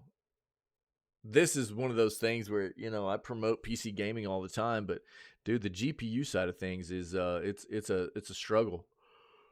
It's a struggle. This is almost always now going to be the most expensive thing you buy for your rig. You know, if you're building one or replacing one or something like that, it's upgrading, whatever. It's flipping expensive. They are expensive, dude. It's crazy. Wait, what's this? Oh yeah, that's what I just read, Soup.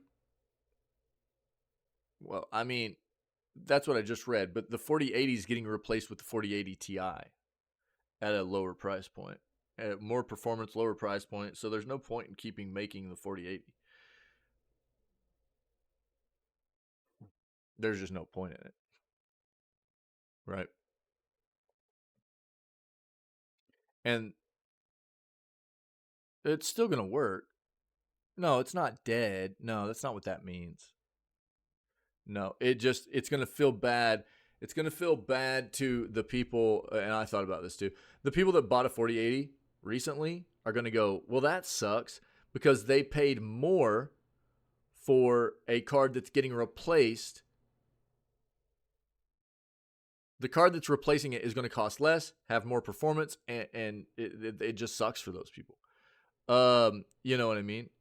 So it's not like those cards aren't going to work anymore. They're still going to work fine. They're still going to be supported, right? It you say end of life. They're just not manufacturing those specific cards anymore.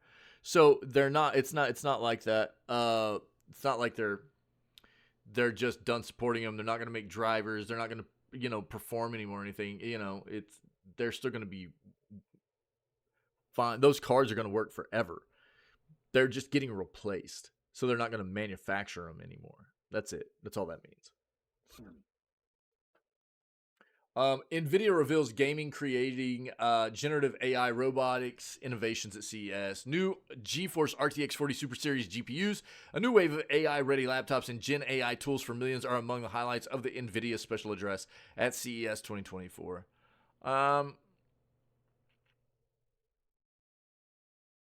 Generative AI models will bring lifelike characters to games and applications, and new GPUs for gamers and creators were among the highlights of a news-packed address Monday ahead of this week's CES trade show in Las Vegas. As AI shifts into the mainstream, dude, this is a long flipping article. We've seen this before. Dude, this is incredibly long. This is NVIDIA promoting all of their stuff they're showcasing at CES. Let's get the gist of this real quick. Do they have a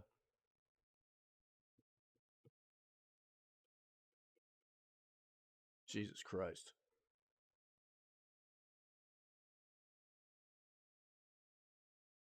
This is a lot of info, dude. Kind of insane. Okay, hold on.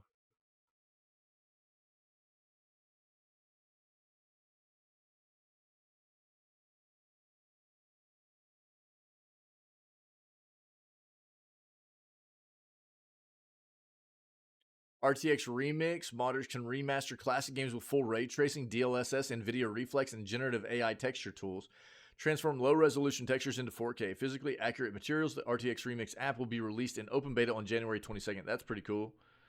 That's neat. What? Why did this pop? What the crap?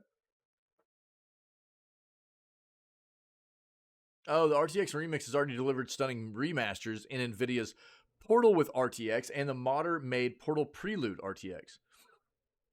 Half-Life 2 RTX is also being made. Interesting. Let's check this out real quick.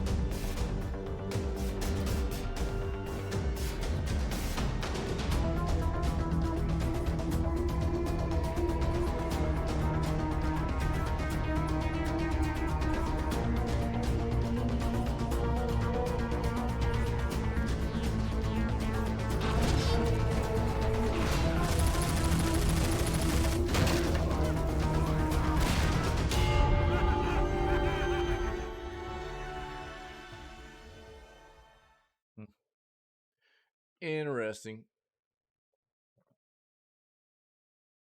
We've seen a lot of the stuff that NVIDIA was already doing with the generative AI.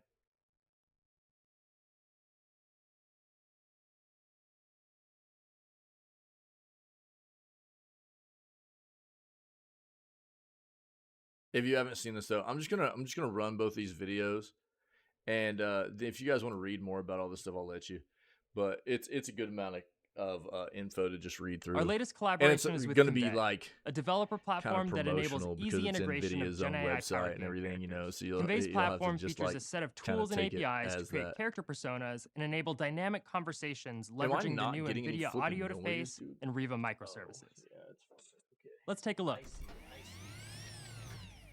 In this demo, we're back in the ramen shop with Jin, except this time, we're joined by Nova, a cybersecurity expert in our cyberpunk-flavored world. Let's listen in as these two AI game characters have a generated conversation.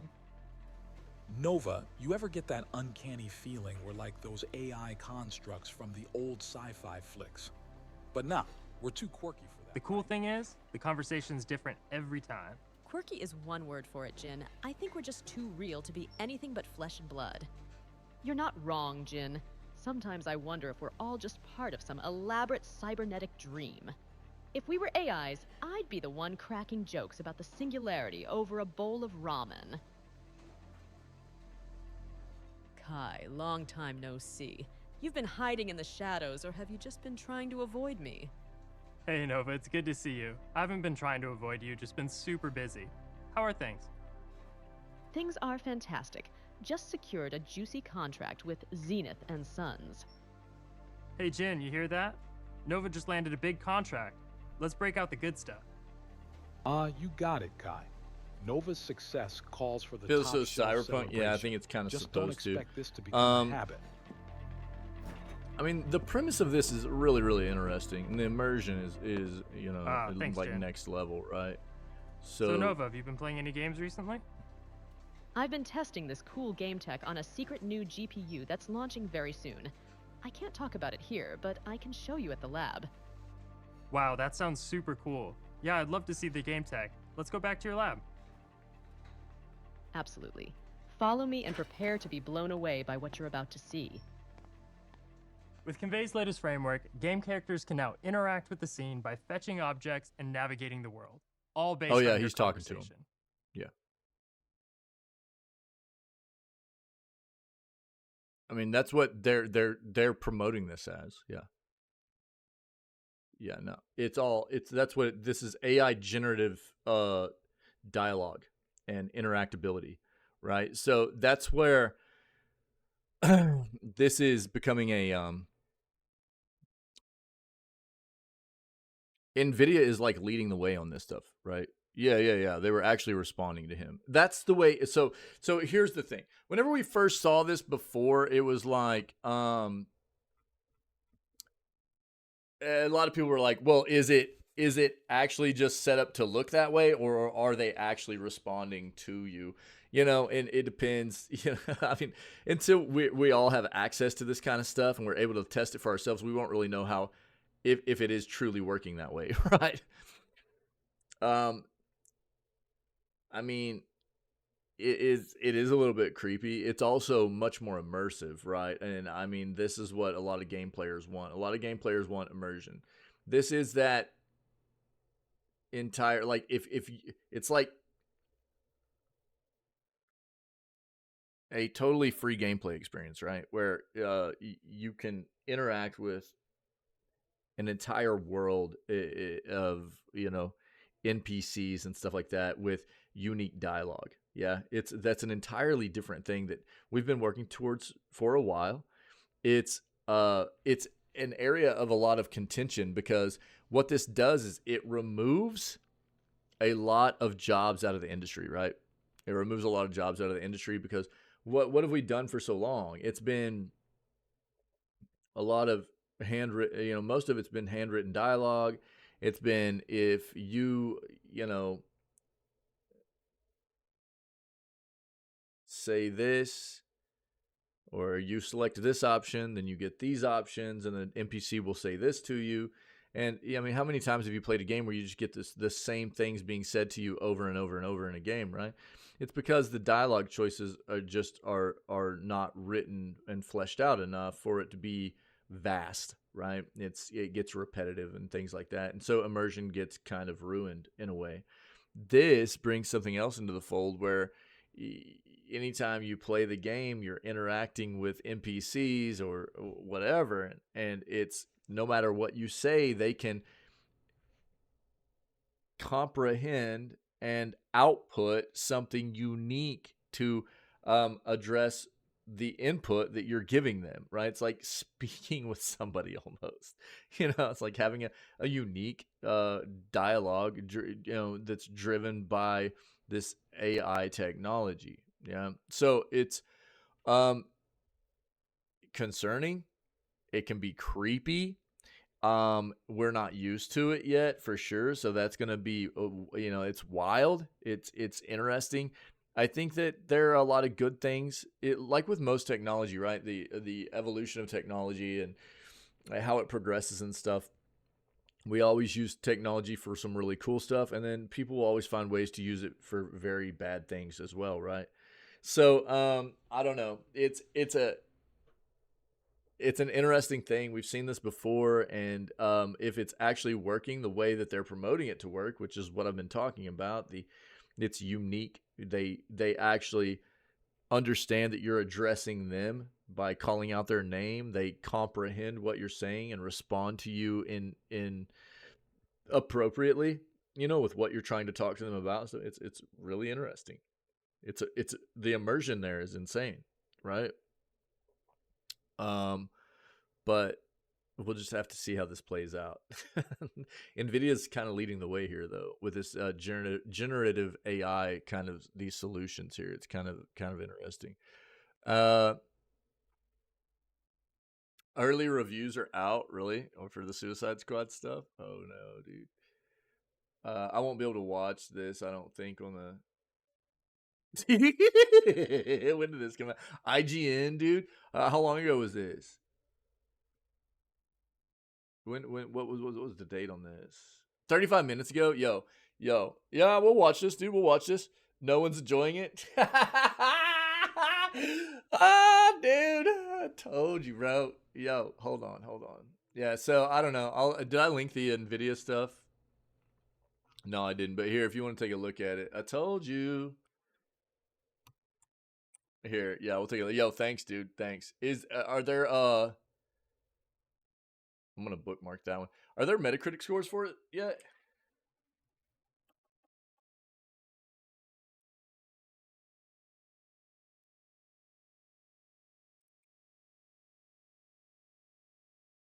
Well, I was looking to see if it would just come up.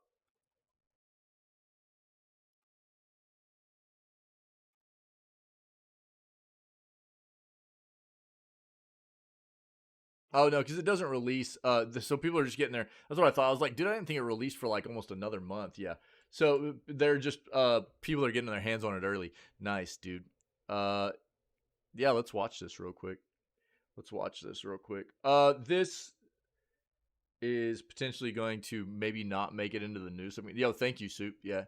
This will potentially not make it into the news segment in full because sometimes when you watch stuff like this, so when I always take the news segments and I upload them, right? Upload them to YouTube and make them as highlights on the Twitch channel and stuff so people can go back and watch them if they missed them and things like that. So if this doesn't make it in, it's because it got copyrighted, and just know that you can go watch this on your own. I might have to like totally remove this out of the VODs and stuff, but we'll see. I don't know if IGN's like that or not, but yeah, this is appropriate for us to take a look at. Here's the thing. I had been telling everybody that I would be hesitant about this title, right? There are a lot of reasons for me to believe that there was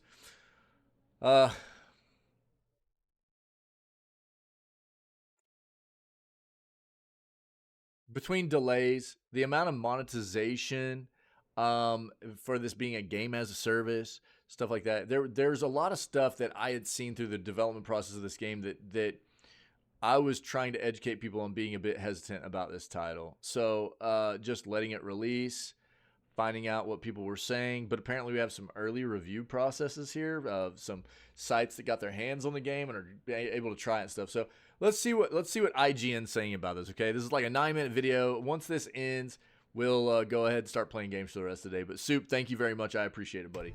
Let's take a look at this. Hardly, no. Worth it.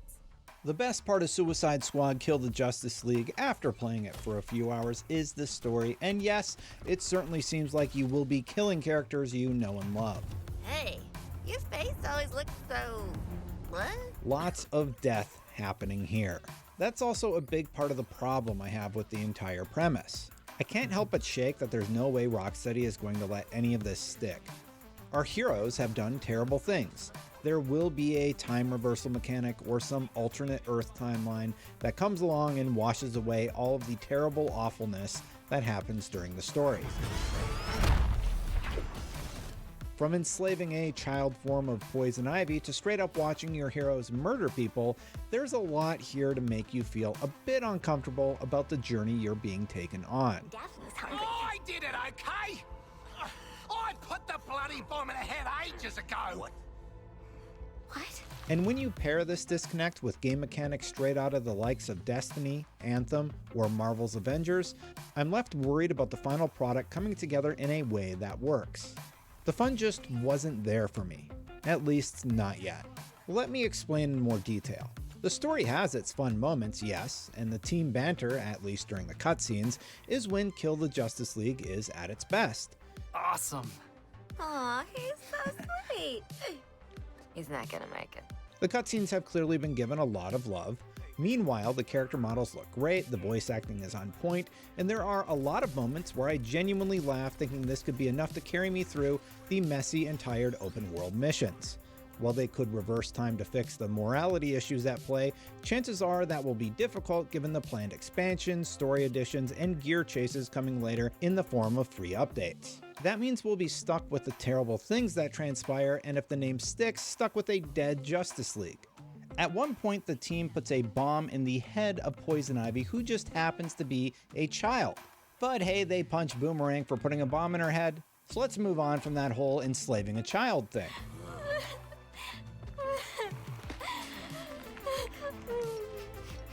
I get it's Poison Ivy and this is kind of Waller's thing, but I'm using it to illustrate a point.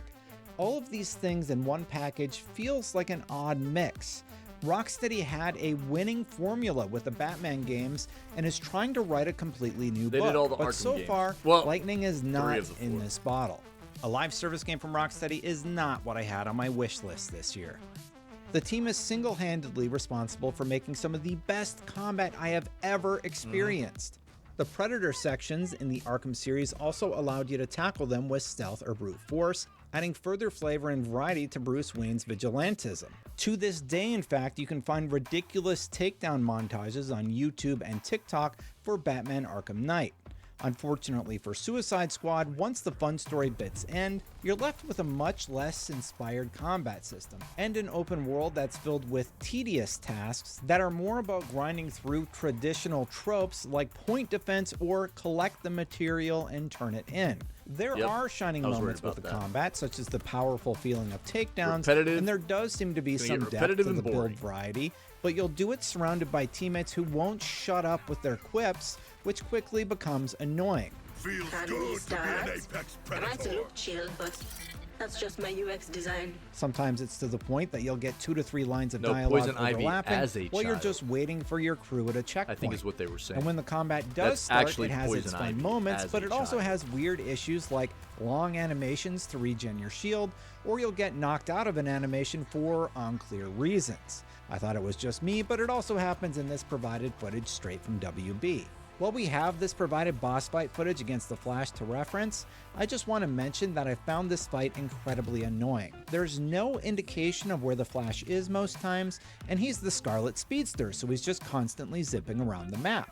That didn't make the fight hard, it just made it frustrating. You get a handful of shots on him before he teleports to the next location, so you're just trying to chase him down or catch him standing in one spot long enough to get hits in before he does it all again.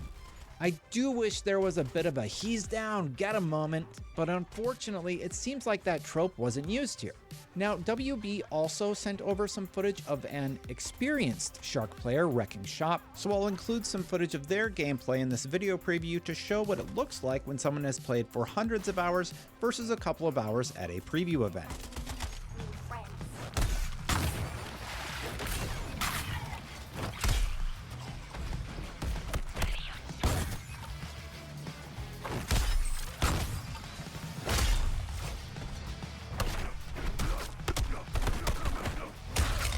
In the open world, however, missions tend to favor many of the tired and true types, which makes them feel a bit like uninspired filler. Like, stop me if you've heard this one before, you defend a point from waves of enemies that spawn. Sound familiar? Now imagine every time you defeat a handful of these enemies, you just stand around waiting with nothing to do. This was exactly what happened during one of the core story missions, and the padding feels completely unnecessary. It was like, God dang, dude, this feels when so the next repetitive, quest started, I stood there while Amanda Waller called my character on comms and bantered with Poison Ivy before sending me back to the other end of the map to save citizens in a flying bus that looked like it's straight out of Fortnite. At least the Riddler puzzles are making a return from the Arkham games, bringing at least one familiar fun activity to Suicide Squad's Metropolis. Within this city's fiscal stash, Lex Luthor sits upon your cash. At least I hope they're fun, because I didn't actually get to solve any of them. The potential saving grace for all my gripes could be that the whole combat system comes together a lot better when you get to sit down and actually make a build, which we didn't have a chance to do right away at the preview event. For some context, we started playing through the same tutorial from the beta and picking a character, Deadshot in my case. After that, we jumped straight into Chapter 3 where I tried out Shark because the character I had been playing on was taken.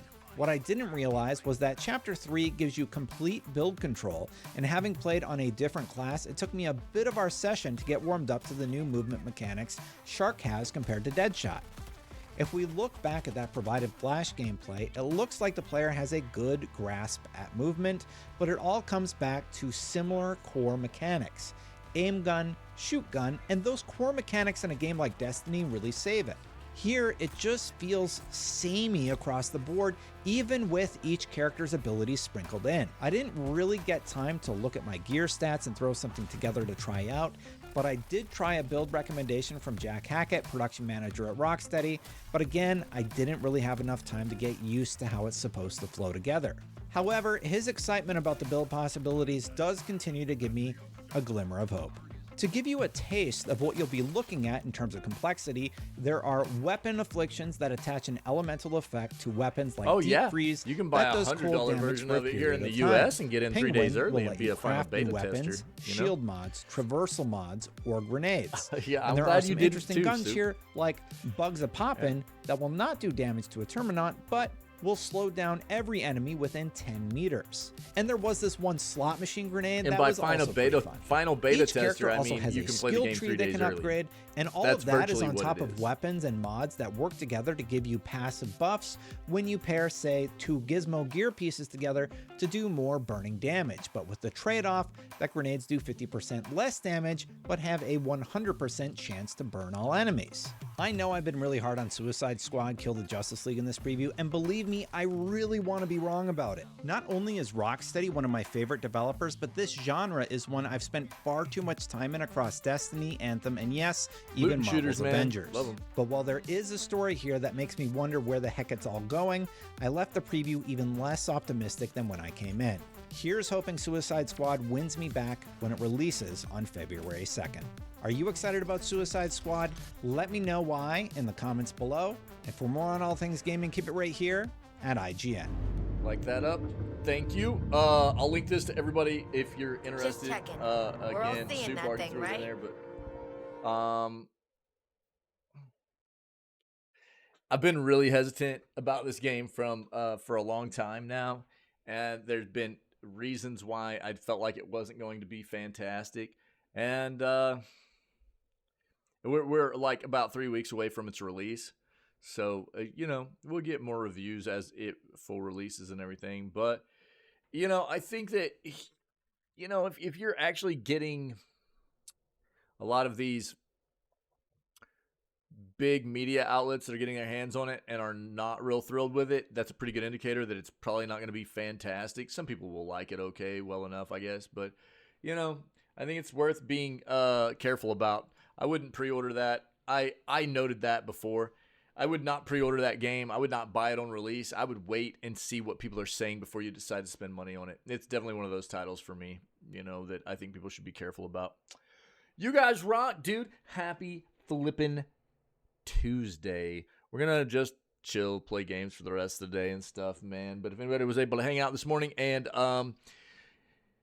catch the content, you're not normal with what we do, or you're not familiar with what we do, then you know, this is the way we start off all of our streams. We stream 6 days a week here. We're live at roughly 6 a.m. CST CDT every single day, but Wednesday is our down day. We like to do video gaming news to begin the stream, stay current on what's going on in the industry, and then we move on and play games for the rest of the day. So, which is what we're about to do right now. If you're interested in checking out any of our previous content, all of that stuff, whether it be video gaming news, playthroughs we've done, funny clips and highlights, anything like that, can be found on the Twitch channel as well as the YouTube channel. We've got VODs there for all of that kind of stuff, so go check it out. And if you're enjoying the content, come be a part of what we do when we're live, man. We've got an amazing community here, awesome people, part of what we do all the time. Just try to be a community that's supporting people in a caring way, man. You know, being welcoming, inclusive, and wholesome. You know, civil. Be civil, man, and just be void of toxicity and negativity and stuff like that. So if you can dig that, man, you're about spreading good vibes and stuff, then come be a part of what we do when we're live. We're always looking for more people to be a part of our community whenever we are hanging out together live and stuff. So other than that, man, stay healthy, stay safe, be kind. No video gaming news tomorrow because it is our normal down day for the week. But we will be back with more video gaming news on January 11th. After our day off, we'll be back on Thursday for that. So I'm going to run us a bit of an outro. I'm not going anywhere. The stream's not going down. As soon as I get back, we will start getting prepared for playing video games for the rest of the day. You guys are amazing. I will be right back.